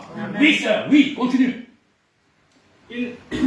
Si telle est la condition de l'homme à l'égard de la femme, il n'est pas avantageux de se marier. Mais oui, sœur. Mais ce n'est pas aucun avantage. Maintenant, Jésus va leur répondre que non, les gars, calmez-vous. Il leur répond. Il leur répond maintenant. Tous ne comprennent pas cette parole. Ah, tu comprends, frère? Il dit que tous ne comprennent pas cette parole. Seulement ceux à qui cela est donné. Ça veut dire que donc, frère, c'est pas donc une affaire charnelle dont Jésus n'est pas. C'est une affaire spirituelle. Il dit donc tous ne comprennent pas cette parole. Seulement ceux à qui cela est donné. Est-ce que c'est donné à tout le monde de comprendre la parole de notre Père? Donc laissez l'affaire de notre Père. Amen. Donc on est compris, on est d'accord jusqu'à maintenant. Mais allons-y encore chercher autre chose, parce qu'un jour on m'a parlé de l'impudicité. 1 Corinthiens chapitre 6, la portion 12. Tout est permis. Mais tout n'est pas utile. Mais alors, maintenant moi je vous pose la question. Si la Bible dit que tout est permis, mais tout n'est pas utile, pourquoi on prêche donc la fornication? Si tout est permis. À toute l'assemblée, silence. Oh, le gars dit hein? Parce que selon les dires des pasteurs du monde, c'est que quand tu sors avec une soeur qui n'est pas, vous n'êtes pas marié, vous êtes dans le péché. N'est-ce pas? C'est ce qu'ils disent, non? On est d'accord? Joël, tu peux me prendre 1 Jean 3, tout en gardant toujours ce même passage, 1 Jean 3, la portion 4, quelque chose comme ça. Prends-moi ma partie la portion 3. 1 Jean 3. Oui, c'est le frère Joël qui va dire, toi tu gardes ton passage. 1 Jean 3, à partir de la portion 3 à 4. Quelque chose là-bas. Si j'ai bonne mémoire. 1 Jean 3. 3 à 4. Oui. Quiconque a cette espérance en lui se purifie comme lui-même est pur. Non, réponds plus haut pour qu'on comprenne, parce que quand il parle quiconque a cette espérance se purifie. Parce qu'il faut qu'on arrête un peu le mensonge de ces gens-là. Oui, prends à partir de 1 si tu veux, frère. Okay. Voyez quel amour le Père nous a témoigné pour que nous soyons appelés enfants de Dieu. Donc il y a un amour qui nous a témoigné pour qu'on soit appelés enfants de Dieu. Oui, continue. Et nous le sommes. Nous le sommes. Si le monde ne nous connaît pas, Ils ne nous connaîtront jamais, frère. c'est qu'il ne l'a pas connu. Ils ne l'ont jamais même connu. Bien-aimés, Bien-aimés. nous sommes maintenant enfants de Dieu. Et ce que nous serons n'a pas encore été manifesté. Oui, parce que donc on n'est pas encore devenus des flammes de feu. Enfin, on est des flammes de feu sur le plan spirituel, mais physique, personne ne voit ça. Le renouvellement de toutes choses, quand il viendra dans la gloire du Père, de tous on ira à sa rencontre, on sera des flammes. Et le monde voit, oh, c'est là on parle du baptême de feu. On n'est pas encore arrivé à ça, on parlera un autre jour. Oui, frère. Mais nous savons que lorsque cela sera manifesté, nous serons semblables à lui. Oui, baptême du feu. Parce que nous le verrons tel qu'il est. Quiconque a cette espérance en lui se purifie. Donc chaque fois que j'ai l'espérance que je serai semblable au Seigneur, ayant sa justice, sa justification et sa sanctification en moi, donc je me purifie au quotidien. Donc toutes les fois où la parole m'est prêchée, je me purifie. Où la parole m'est purifie. Jean 15, 3. Déjà vous êtes purs à cause de la parole que je vous ai annoncée. Si donc la parole qui est spirituelle me purifie, c'est le corps ou c'est l'esprit? C'est l'âme ou c'est la chair? Mais donc ça veut dire que chaque jour, frère, donc je suis dans la purification. Maintenant, comment on me dit que la fabrication est un péché pour moi? C'est-à-dire qu'avant le mariage, si tu savais une seule, tu vas me pécher. Comment on m'explique ça? Alors on me dit quiconque a cette espérance se purifie lui-même. Donc ça veut dire que je ne suis dans que Dieu. Mais on va trouver quelque chose d'autre. Oui, frère. Quiconque pêche transgresse la loi. Ok, est-ce que dans les 10 commandements, il y a un truc qui a dit que si tu as des rapports avant mariage, tu vas dans le péché? Parce qu'on dit péché veut dire transgression de l'ordonnance. Je ne sais pas si on est d'accord. On est d'accord? Non. Sauf que le chrétien ne peut pas vivre comme le païen. Le chrétien ne peut pas avoir excuse comme le païen. Parce que tu n'as pas fait l'état libertaire un prétexte pour vivre comme le païen. Mais en aucun cas, Dieu condamnera un élu du fait qu'avant le mariage, il vit avec une soeur. Ou il vit avec un frère. C'est impossible. C'est impossible. Pourquoi? Parce que la parole ne concerne pas la chair et le sang, qui n'hérite pas le royaume. D'où le Seigneur a dit dans Matthieu 15, il dit, c'est pas ce que vous mangez qui suit l'homme, mais c'est ce qui sort. Si c'est ce qui sort qui me suit, en quoi le fait de vivre avec une sœur me suit? C'est pas si on se comprend. Je vais rétablir les choses dans l'esprit de tout le monde. Parce qu'on nous a tellement menti. Il dit, c'est ce qui sort de notre bouche qui nous souille. Mais ce n'est pas ce que nous vivons qui nous souille. C'est-à-dire, c'est ce que nous mangeons qui nous souille. Non, c'est ce qui sort. Car c'est le corps que sort quoi? L'adultère. Le faux témoignage. Est-ce que tu comprends? Or, si on répare 2 pas en arrière, qui a commis l'adultère? Qui porte le faux témoignage? Mais pardon, mais pourquoi on veut mentir au monde? C'est pas si on se comprend en fait. Ramenons la parole à son origine. En fait, que quand chacun sort, ça ne veut pas dire que le frère David a dit que tu dois vivre avec toutes les petits du quartier. C'est pas dire, vous prenez les gens. Non, non, c'est parce que j'ai dit. J'ai dit la vérité de l'esprit. Même encore que si tu vas vivre avec une autre petite ou des petites, c'est que tu es même un faux. Parce que là, tu ne vis plus l'évidence de la véracité de la parole. Il n'y a pas si on se comprend. Donc, ce n'est pas ce que nous mangeons qui nous suit, mais ce qui sort de notre cœur. C'est ça là qui suit. Les mauvaises pensées. Qui a la mauvaise pensée? Satan. L'adultère, Satan. Le faux témoignage, Satan. Le meurtre, Satan. Donc ça ne concerne pas le chrétien, parce que le chrétien est lavé de ses souillures. Donc c'est en aucun cas que je me retrouve donc victime. Ce qu'il prêche, c'est le mensonge. Oui frère, continue. On dit le péché est la transgression de la loi. Le péché est la transgression de la loi. Or, vous le savez, Jésus est apparu pour ôter les péchés. Ah frère, mais comment donc alors si je suis donc dans la justice, la justification et la sanctification, un pasteur me dit que moi je suis encore dans le péché. Alors que le péché c'est transgression de la loi. En quelle loi j'ai transgressé? Paul a dit non, fuyez l'impudicité. Oui, il n'a pas menti. Il dit toutefois pour éviter l'impudicité. S'il dit toutefois, ça veut dire qu'il y a des fois où on se retrouve dans l'impudicité. Mais pour l'éviter, il faut donc épouser la sœur. C'est écrit, mais il n'a pas dit que c'est une condamnation. Jamais. Donc on a pris la parole sur le plan charnel, on dit c'est ça la parole. Non, elle est. Laissons-la là où elle est pour nous transformer. Amen. Garde ce passage, frère, parce qu'on allait retrouver ça tout à l'heure. Reviens-nous aussi, sœur. 1 Corinthiens 6:12. Tout m'est permis. Donc tout est permis. Mais tout n'est pas utile. Donc c'est permis que j'ai donc une sœur qui ne soit pas encore ma femme. Mais ce n'est pas utile. Parce que ça ne m'édifie rien. Ça ne m'amène pas au royaume. Donc si je suis sage et que je sais que ça ne m'édifie pas, je ne suis donc en même de dire, moi je préfère attendre long mariage. Il n'y a pas donc de contraire, c'est volontairement. Car le Seigneur aime celui qui donne avec joie, sans contrainte. Ça veut dire que donc c'est par joie que je décide moi-même, volontairement, de ne pas me mettre avec une soeur ou avec un frère, parce que tant que je ne suis pas marié. Mais si je me mets avec une soeur ou un frère, je ne suis toujours pas dans le péché. Parce que le péché veut dire transgression de la loi. Mais là, le problème se situe où? De toutes les personnes qui n'ayant tant pas encore dans la justice, la justification et la sanctification, ne se rassurant même pas que s'il est converti ou pas, se retrouvant dans cette espèce de nature. C'est encore plus grave pour lui parce qu'un peu de levain peut faire lever toute la pâte. Et là alors encore, tu peux te retrouver dans la confusion totale. Parce que pour vivre dans cette espèce de nature véritable, il faut être dans la véritable conversion. Parce que vous savez, un peu de levain lève la pâte. Comme tu es avec une petite, tu sens que bon. Ah c'est bon. Et je dois encore chérir, comme je suis un bel homme. Là donc tu commences. Je vais un peu faire les courses. Le frère il connaît. Je vais faire un peu les courses, n'est-ce pas? Donc tu rentres dans le supermarché, c'est qu'il y a souvent des bonnes caissières, tu connais frère. Quand tu marches, alors, tu vois, tu as un frère Sylvain, tu tires le scrolet là, tu fais les courses, la clé, hein frère? La clé à côté, vous connaissez l'histoire de la clé? Ah, l'histoire de la clé. Tenez, là on bouge, on veut montrer, non c'est plus juste. Ou bien la soeur commence à se maquiller, je veux même prendre même un café.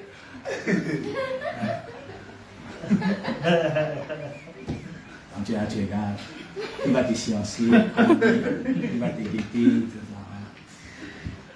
Belle, hein? Merci. Merci, c'est gentil. Non, non, je suis seul. Ah, d'accord. Oui, il n'y a pas de souci, vous pouvez venir. Pendant ce temps, le gars en casa. Bon, on est là. Mais tu connais, non, sœur? Elle sait. Amen. Non, oui, ça continue. Tout m'est permis. Tout est permis aux chrétiens, oui. Mais je ne me laisserai asservir par quoi que ce soit. Donc le danger de se laisser asservir. Voilà la vérité qu'il cache aux gens. Le danger, c'est de se laisser asservir. Vous savez, il y a des gens, l'habitude est une seconde nature.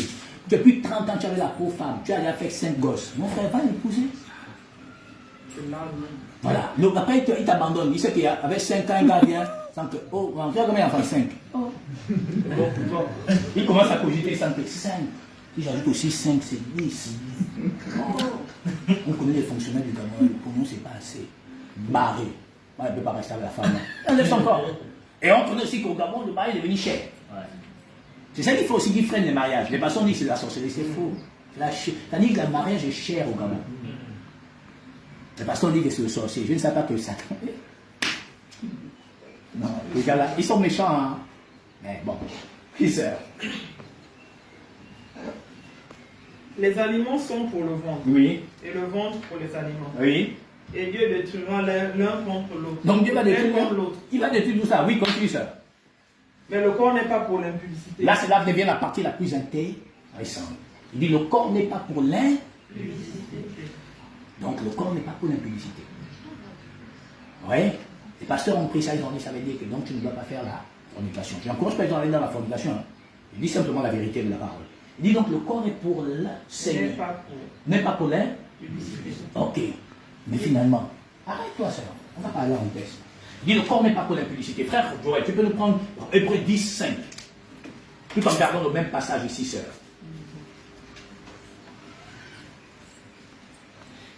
Il dit le corps n'est pas pour l'impudicité. C'est quel corps dont il est question qui n'est pas pour l'impudicité? Oui, continue. Hébreux 10, 5. Oui.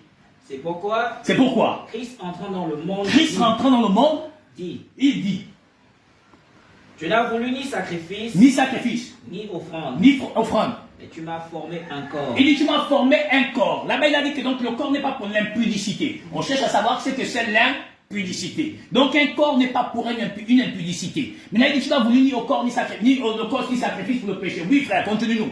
Continue, pardon. Tu n'as agréé ni holocauste, ni sacrifice pour le péché. Oui, bien-aimé. Alors j'ai dit. Voici je viens. Oui. Dans le rouleau du livre, il est question de moi. Ok. Pour faire, ô Dieu, ta volonté. Reprends où il dit que tu n'as voulu ni un sacrifice ni un holocauste. Quand il dit que je suis rentré dans le monde. Tu n'as agréé ni holocauste, ni sacrifice pour le péché. Alors j'ai dit. Voici je viens. Dans le rouleau du livre, il est question de moi. Pour faire, ô Dieu, ta volonté. Continue, frère. Mais non, prends à partir du verset 5. C'est pourquoi Christ entrant dans le monde dit. Oui.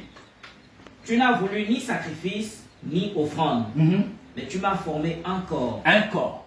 Et le corps n'est pas pour l'impudicité. Quel corps dont il est question? On va trouver. Il dit ici que tu m'as formé un corps. N'est-ce pas? Or, 1 Pierre 2, formez-vous, il ferme une maison spirituelle. Reviens dans le Corinthiens. On a trouvé déjà ce que c'est le corps. De quel corps il est question ici?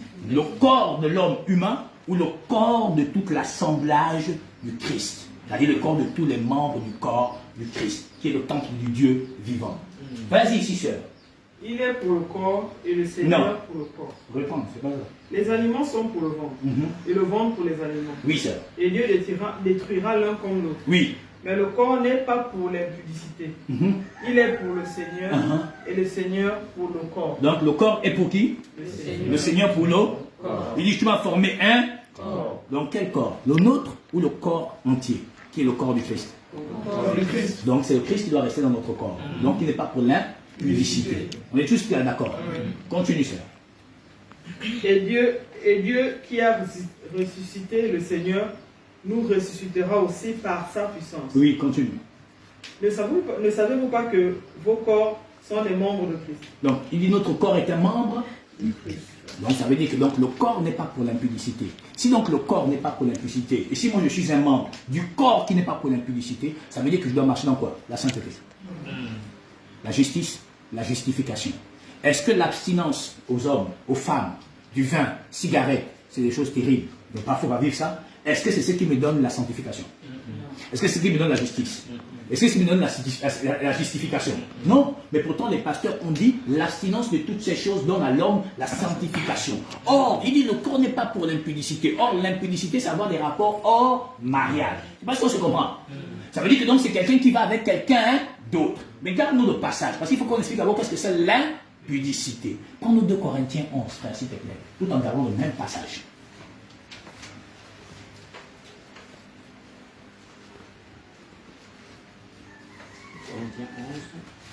2 Corinthiens 11, oui. Versets 1 à 2.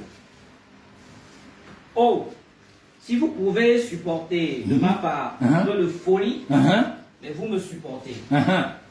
Car je suis jaloux de vous. Il est jaloux de vous, oui. D'une jalousie de Dieu. Donc d'une jalousie de Dieu. Oui, continue, frère. Parce que je vous ai fiancé à un seul époux. Arrête-toi, voilà. Il nous a fiancé à un seul époux. Donc, pardon, hein. Tu es fiancé à un seul époux. Mais si tu trompes cet époux, tu te retrouves dans quoi faire? Je ne sais pas si on se comprend, hein. On se comprend maintenant. Ça veut dire que donc, comme la parole t'a fiancé à Christ, c'est-à-dire que donc tu as déjà quelqu'un. Maintenant, si tu vas avec quelqu'un d'autre, tu es dans ce qu'on appelle l'impudicité. Physique ou spirituelle? Spirituelle. Voilà, donc on comprend maintenant ce que c'est l'impudicité. Lui dit le corps, il n'est pas pour l'impudicité, mais il est pour qui? Le Seigneur. Ça veut dire que si j'ai donc cru à l'évangile et que je vais encore chercher un autre évangile, je me retrouve dans l'impudicité. Parce que l'église n'est pas encore mariée à Christ pour commettre l'adultère spirituel. Elle est simplement fiancée à Christ, puisque le mariage n'a pas encore eu lieu. Or, l'adultère a été commis parce que Ève et Adam étaient mariés et le diable allait convoiter Ève. C'est pas ça, on se comprend. Donc ici, il n'est pas donc question d'une impudicité charnelle, mais d'une impudicité spirituelle, puisque l'évangile nous a fiancés à Christ. Mieux encore, frère, pour nous présenter comment frère?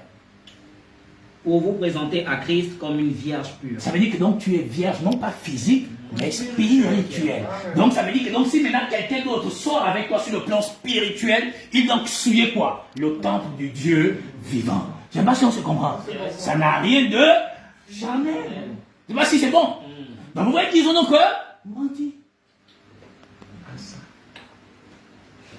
Ils ont menti à terre. Ils ont menti au monde. Et on a cru autrefois à ces bêtises. On croyait qu'on connaissait Dieu. C'est faux. Tu vois, donc l'évangile nous a fiancés à Christ pour nous présenter comme une vierge. Une vierge sans tache, ni rien dit, répréhensible. Une vierge, c'est quelqu'un qui n'a pas connu un homme. Or, la parole ici, connaître ici, c'est donc connaître une autre doctrine que la doctrine de Christ. Amen. Et en vivant dans ça, tu es dans l'impudicité spirituelle. Je ne sais pas si j'ai déjà expliqué ce que c'est l'impudicité spirituelle. Donc, ça ne nous concerne pas. C'est-à-dire que c'est sur le plan spirituel, donc l'église ne peut pas commettre ça. Donc, reviens ici dans Corinthiens, frère. D'où il a dit au préalable, tout est permis. Mais comment quelque chose qui t'est permis devient un péché pour toi? Dis-moi. Quelque chose qu'on te permet devient un péché pour toi. Sur quelle base? Continue, sœur. Oui, sœur, on avance. On est dans le mouvement là.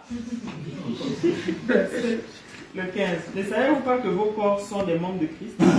Prendrai-je donc les membres de Christ? Tu comprends maintenant ce qu'il dit? Il définit maintenant ce qu'il a dit au préalable, le corps. Il dit, prendrai-je maintenant les membres là, qui forment le corps, pour en faire les membres d'une prostituée. Or, dans Matthieu 19, il a dit que celui que Dieu a uni, que l'homme ne sépare pas. Or, Dieu n'a jamais uni 2 hommes charnels parce qu'il n'a jamais été le père qui célèbre un mariage de qui que ce soit. C'est les parents ou c'est le mère charnel qui a célébré les mariages des gens. Or, Dieu est témoin d'un seul mariage qu'il a déjà fait avant la fondation du monde. C'est la parole et son esprit. Lui, il a dit, il est question de moi dans le livre du rouleau. Ceci est mon corps qui est rompu pour vous. Donc, chacun d'entre nous donc est une partie du corps du Christ. Ce que Dieu donc a uni avant la fondation du monde et qui va faire vivre plus tard en nous ressuscitant. Pour ceux qui seront endormis certainement et d'autres qui ne seront pas endormis, tous on va aller à la rencontre du Dieu éternel pour finalement vivre les noces de l'agneau. Amen. Continue, sœur. Verset 16. Oui, sœur. Loin de là. Loin de là. Ne savez-vous pas que celui qui s'attache à la prostituée est un seul corps avec elle? Mais oui, là c'est pas physique. C'est spirituel. La prostituée n'est pas physique, elle est un message erroné qui fait que donc l'homme qui a l'image du Christ s'accouple à elle et donc il devient un seul corps. Et donc la prostitution à cet instant se met en vous. C'est-à-dire les messages qu'on raconte là à tous les gens là. Ils sont donc dans une prostitution spirituelle, ce qu'on appelle donc l'impudicité, qui n'a rien à voir avec un adultère. On n'est pas encore marié au Seigneur, donc il n'y a pas d'adultère. Ceux qui ont eu l'adultère, c'est Israël et tous les autres. Or, nous, on n'est pas encore dans cette espèce de nature. Continue, sœur. Car, est-il dit, les deux deviendront une seule chair. Oh, maintenant, comment quand toi tu vas tromper ta femme, tu deviens une même chose avec elle? Non, c'est pas la même chose. Donc, il n'est pas question de ça. Mais regarde encore, qui est encore plus loin. Mais celui qui s'attache au Seigneur avec lui, avec lui un seul esprit. Parce qu'on est dans un seul corps, un seul esprit, un seul cœur, une même âme. Continue. Une même pensée. Non, vous faites quoi? Physique ou spirituel? Spirituel. Mais je n'ai pas dit aux gens d'aller vivre l'impudicité charnelle. Non, il ne faut pas dire ça. Je n'ai pas dit ça. Non. Voilà. Continue. Vous connaissez les gens. Oh, comme le frère a dit que c'est spirituel. Voilà, Libreville. Non. Direction de la régionale. Je ne sais pas. Voilà. Parce que je connais les gens. Voilà, il a dit, oh, voilà, je comprends maintenant. Donc, moi, je suis libéré. Non. C'est comme les gens, tu parles de la dîme. Il dit, ah, merci, tu l'as enlevé seulement les pénis, quoi, tu connais la parole. Non. La dîme, c'est un élément de la parole, c'est pas la parole. Continue. Quelques autres péchés. C'est la partie la plus glorieuse dans le passage encore. Une partie glorieuse. Il dit quoi? Quelques autres péchés qu'un homme. Maman, moi je suis maman, moi ça me va bien à Jacques. Je quand même pas parle bien, pour que les autres là, intellectuels comprennent. Voilà. Il dit quoi, sœur? Quelques autres péchés. Il dit quelques autres péchés. Oui, sœur. Qu'un homme commette. Qu'un homme commette. Ce péché est hors du corps. Ça veut dire que si je dois commettre un péché, il doit être quoi? Hors du corps. Maintenant, en quoi? Si moi je suis bien à ma pratique, je commets un péché contre le corps du Seigneur.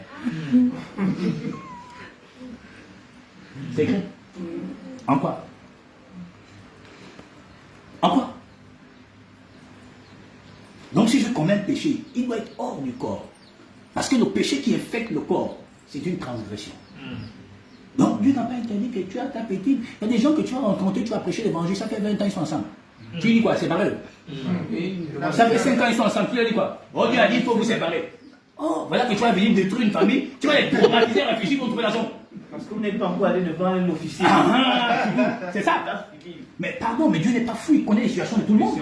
Alors, quelle est la situation des gars qui là pour aller informer à Dieu? Ils sont les reins des cœurs. Ton intelligence est absolue, ils connaissent tout ce qu'on vit. Donc maintenant tu trouves un couple, ça fait 10 ans ils sont ensemble. Ils ont leur premier fils. Que non, Dieu a dit que c'est pas bon. Oh frère, amène-nous l'argent. Voilà, oui, bon, amène-nous l'argent. On va aller se marier. Les mêmes pasteurs qui traumatisent les pauvres gens, ils séparent des familles entières. Ils sont même incapables de donner l'argent pour que les gens se marient, financer les mariages des pauvres gens. Mais c'est les mêmes qui prêtent toujours la sanctification, sanctification, sanctification, païen que tu es. Tu ne connais même pas ce que c'est la sanctification. Sanctification, sanctification, la sanctification, la purification du cœur. C'est ce que Matthieu 5, 8 dit. Heureux ceux qui ont le cœur pur car ils verront Dieu. Donc sanctification veut dire purification du cœur. Ça n'a rien de charnel. Oui, c'est parce qu'on est d'accord, ça. C'est bon. Tu es en forme, ça? Maman, le marathon, tu vas se courir. Ils ont dit sanctifier est égal à abstinence. C'est ce qu'ils ont dit. Or non, sanctification égale purification du cœur. Donc souillure du corps, éloigné de ton cœur. Tu deviens une nouvelle créature. C'est pas si je parle à un frère. Amen. C'est compliqué, hein?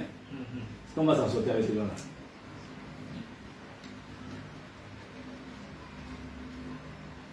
Deutéronome 22.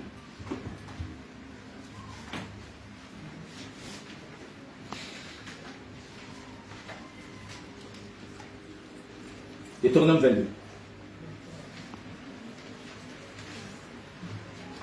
La portion 5.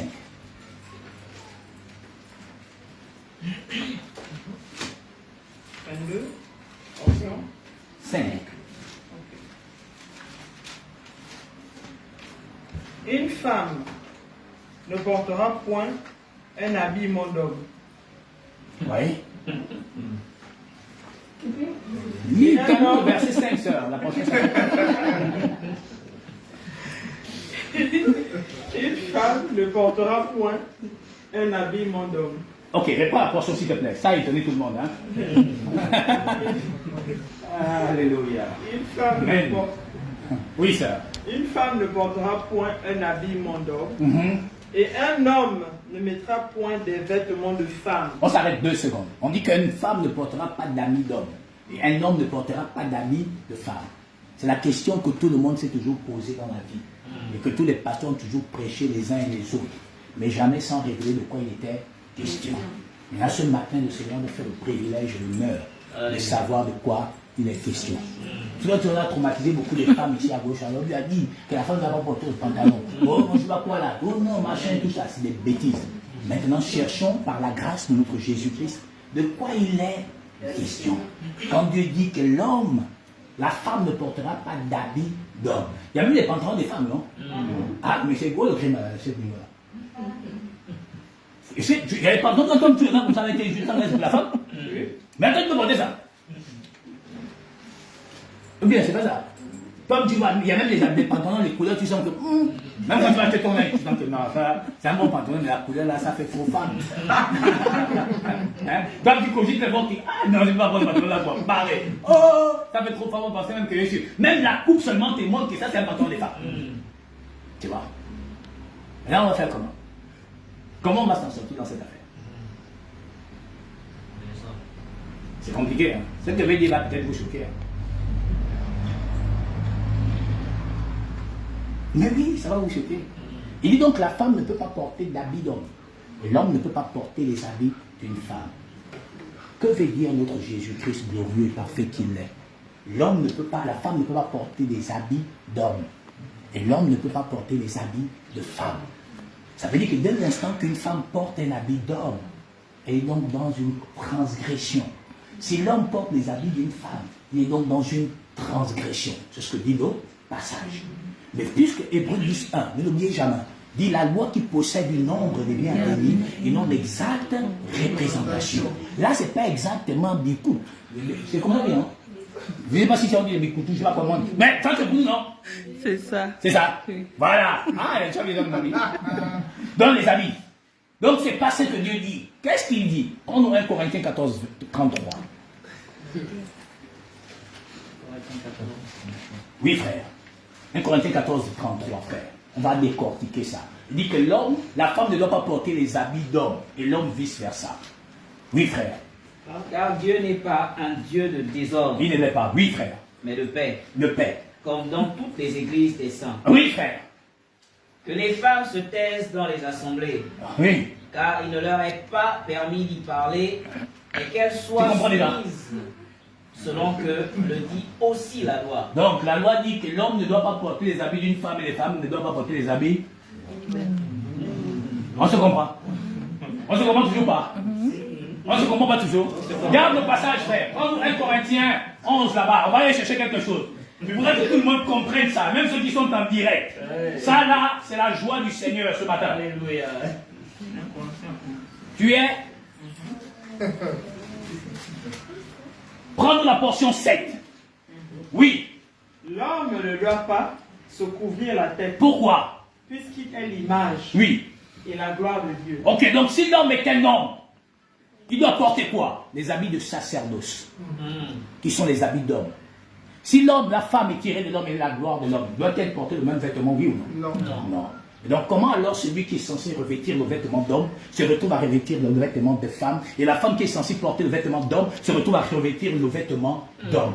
Mais ne sont-ils pas dans c'est une abomination totale? Il est comme dans toutes les églises que la femme se taise. Donc dès l'instant qu'elle prêche, elle porte donc un habit d'homme.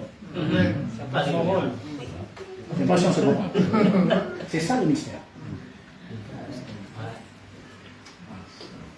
Amen. Porte donc les habits d'une femme. La passion se comprend. C'est pas moi, c'est écrit. Reviens à 1 Corinthiens 13, frère. On va décortiquer encore. Merci. 33 toujours, frère. 14. Ah, allons-y.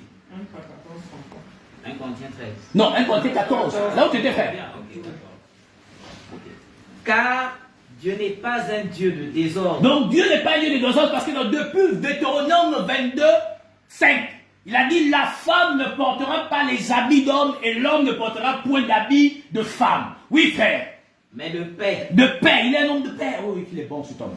Comme dans toutes les églises des saints. Comme dans toutes les églises de saints, là où on retrouve en général les hommes qui portent les habits des hommes et les femmes qui portent les habits de femmes. Parce que la femme est la gloire de l'homme et l'homme est la gloire de Dieu. Oui, frère, continue. Que les femmes se taisent dans les assemblées. Que les femmes se taisent dans les... Oui, frère. Car il ne leur est pas permis d'y parler. Oui, frère. Mais qu'elles soient soumises selon que le dit aussi la loi. Oui, la loi, elle n'a jamais vu la femme faire le sacerdoce. Oui. Si elles veulent s'instruire sur quelque chose, qu'elles interrogent leur mari à la maison. Oui, frère. Car il est malséant à une femme de parler dans l'église. Oui, frère. Est-ce de chez vous que la parole de Dieu est sortie? Non, jamais. Ou est-ce à vous seul qu'elle est parvenue? Non, mais ça dit qu'il y a donc des hommes aussi qui ont eu la parole. Mais ils ne sont pas appelés à prêcher. Donc la femme ne peut pas trouver comme excuse que non, Dieu a répandu son esprit sur toute chair. Non, ça n'a rien à y voir. Même il faut pour que tu aies pour être sauvé, il faudrait que tu aies l'esprit. Pour que le pardon du péché te soit donné, il faut l'esprit. Mais donc il y a des hommes qui ont aussi reçu le pardon, mais qui n'ont pas le droit de prêcher. Mais maintenant la suite dit. Si quelqu'un croit être prophète ou inspiré, qu'il reconnaisse que ce que je vous ai écrit est un commandement du Seigneur. Mais le commandement c'est là, c'est là. C'est écrit dans Deutéronome 22. Il dit quoi? Que la femme ne porte pas les habits d'homme et l'homme ne porte pas les habits de femme. Donc il n'est pas question des vêtements charnels, il est question d'un vêtement spirituel. C'est-à-dire que l'homme qui devient donc la femme et la femme qui devient un homme, c'est une abomination devant l'Éternel. C'est-à-dire l'homme, c'est lui qui doit prêcher, la femme écoute l'instruction en silence. Ça n'a rien à voir avec les pantalons charnels. À l'époque là, vous avez tous les mêmes habits. Ah là, tu comprends maintenant? Donc ils sont tous quoi? Donc ils avaient des tubes, mais alors comment alors on pouvait les distinguer? Ça n'a rien à voir. Donc c'est une affaire spirituelle. Ça veut dire que donc dès qu'une femme prêche, elle porte donc l'habit d'homme. Abomination. Dès qu'un homme se soumet, il porte donc l'habit de femme, abomination. Amen. Voilà ce que dit donc Deutéronome 22, la portion 5 nous ramène à 1 Corinthiens 14 à partir de la portion 33 jusqu'à 37. C'est pas David qui a dit, c'est le Seigneur qui révèle.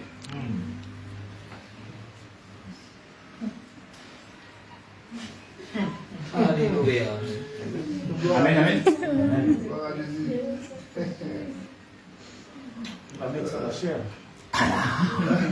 Alors que ça n'a rien de charnel. C'est tout esprit, un langage spirituel pour les choses spirituelles. En quoi ma soeur ou ma femme ou ma fiancée porte son pantalon, c'est une abomination. Mon Dieu! Regarde! Si je porte même son pantalon, on va dire que je suis appelé. Je porte une pantalon des femmes, oh, qu'est-ce que c'est? Tu as changé. Tu n'as même pas besoin que rien ne dise. Les gens voient avec les yeux comme que le pantalon. Frère, le pantalon là c'est bizarre, hein? Ah! Mais reprendre le Deutéronome 22 sœurs, la portion 5, comment on peut reprendre ça avec joie? Oui. Une femme Oui, sœur. ne portera point un habit d'homme. Jésus a dit une femme ne peut pas porter les habits. Car le sacerdoce c'est pour l'homme et non pour la femme. Oui, sœur. Et un homme ne mettra point des vêtements de femme. Donc un homme ne peut pas mettre les vêtements des femmes. Oui, sœur. Oui, frère. Dis-nous maintenant Corinthiens là-bas. Car Dieu n'est pas un Dieu de désordre. Un Dieu de désordre, non. Mais de paix. De paix. Comme Dans toutes les églises des saints. Que les femmes se taisent dans les assemblées. que les femmes se taisent dans les assemblées parce que les habits d'hommes, c'est pas pour eux. Car il ne leur est pas permis d'y parler. Mais qu'elles soient soumises selon que le dit aussi la loi. Si elles veulent s'instruire sur quelque chose, qu'elles interrogent leur mari à la maison. Oui, frère. Car il est malséant à une femme de parler dans l'église. Et est-ce de chez vous que la parole de Dieu est sortie? Non. Ou est-ce à vous seul qu'elle est parvenue? Il a tout dit en fait. Il dit, c'est seulement vous qui, c'est pas vous que la parole est sortie. Non, c'est d'un nom. Est-ce que c'est à vous seul qu'elle est parvenue? Non, elle est parvenue à tous les humains. Pourquoi tu veux enseigner? C'est que tu veux te revêtir d'habits? Non. Très bien. Là, ils peuvent dire que parce qu'on parle de se taire. Et si on peut aller aussi dans 1 Timothée 2,12, là on parle vraiment de l'enseignement. Mais bien sûr. La femme ne doit pas enseigner. Ben c'est clair qu'elle ne doit pas enseigner, c'est écrit. Elle ne doit pas enseigner. Mais même d'abord là, c'est une ordonnance, frère. Là, continue, frère. Oui. Si quelqu'un croit être prophète ou inspiré, Qu'ils reconnaissent. qu'il reconnaisse ce que je vous ai écrit dans un commandement du Seigneur. Non, c'est un commandement. D'où donc Timothée m'a dit que non, que la femme ne l'enseigne pas. Parce que c'est un commandement du Seigneur. Dû au fait que l'homme, la femme ne peut pas porter les habits d'homme et l'homme ne peut pas porter les habits de femme. Or, dès l'instant qu'un frère s'assoit dans une assemblée où une femme prêche, la femme a porté les habits d'homme et le frère qui est assis a porté les habits de femme. Donc il se considère comme une femme alors que Dieu n'a jamais dit à la femme d'enseigner. Et si donc une femme s'enseigne, c'est qu'elle se positionne comme la gloire de Dieu. Or la femme n'est pas la gloire de Dieu mais la gloire de l'homme. Et l'homme est la gloire de Dieu. Et donc l'homme qui se soumet à l'enseignement d'une femme, donc se positionne là comme une femme et la femme se positionne comme un homme. Or Dieu n'est pas un Dieu de désordre. Puisqu'au commencement il a fait l'homme et la femme. La femme étant la gloire de Dieu. Et l'homme n'existe pas à cause de la femme, mais c'est la femme qui existe à cause de l'homme. Voilà la vérité de Dieu sur pantalon, je sais pas quoi là. Ça ne concerne aucune chose charnelle. Vous voyez?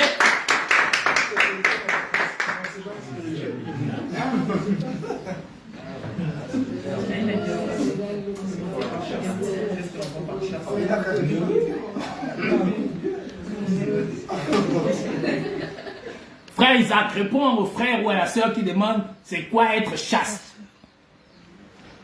Voilà, le frère Isaac va revenir sur toutes les questions que vous avez posées demain, ne vous inquiétez pas. Donc je ne sais pas si tout le monde a compris ce que c'est l'adultère spirituel, ce que c'est l'impudicité spirituelle ce matin. Est-ce qu'on peut bénir notre Seigneur ce soir?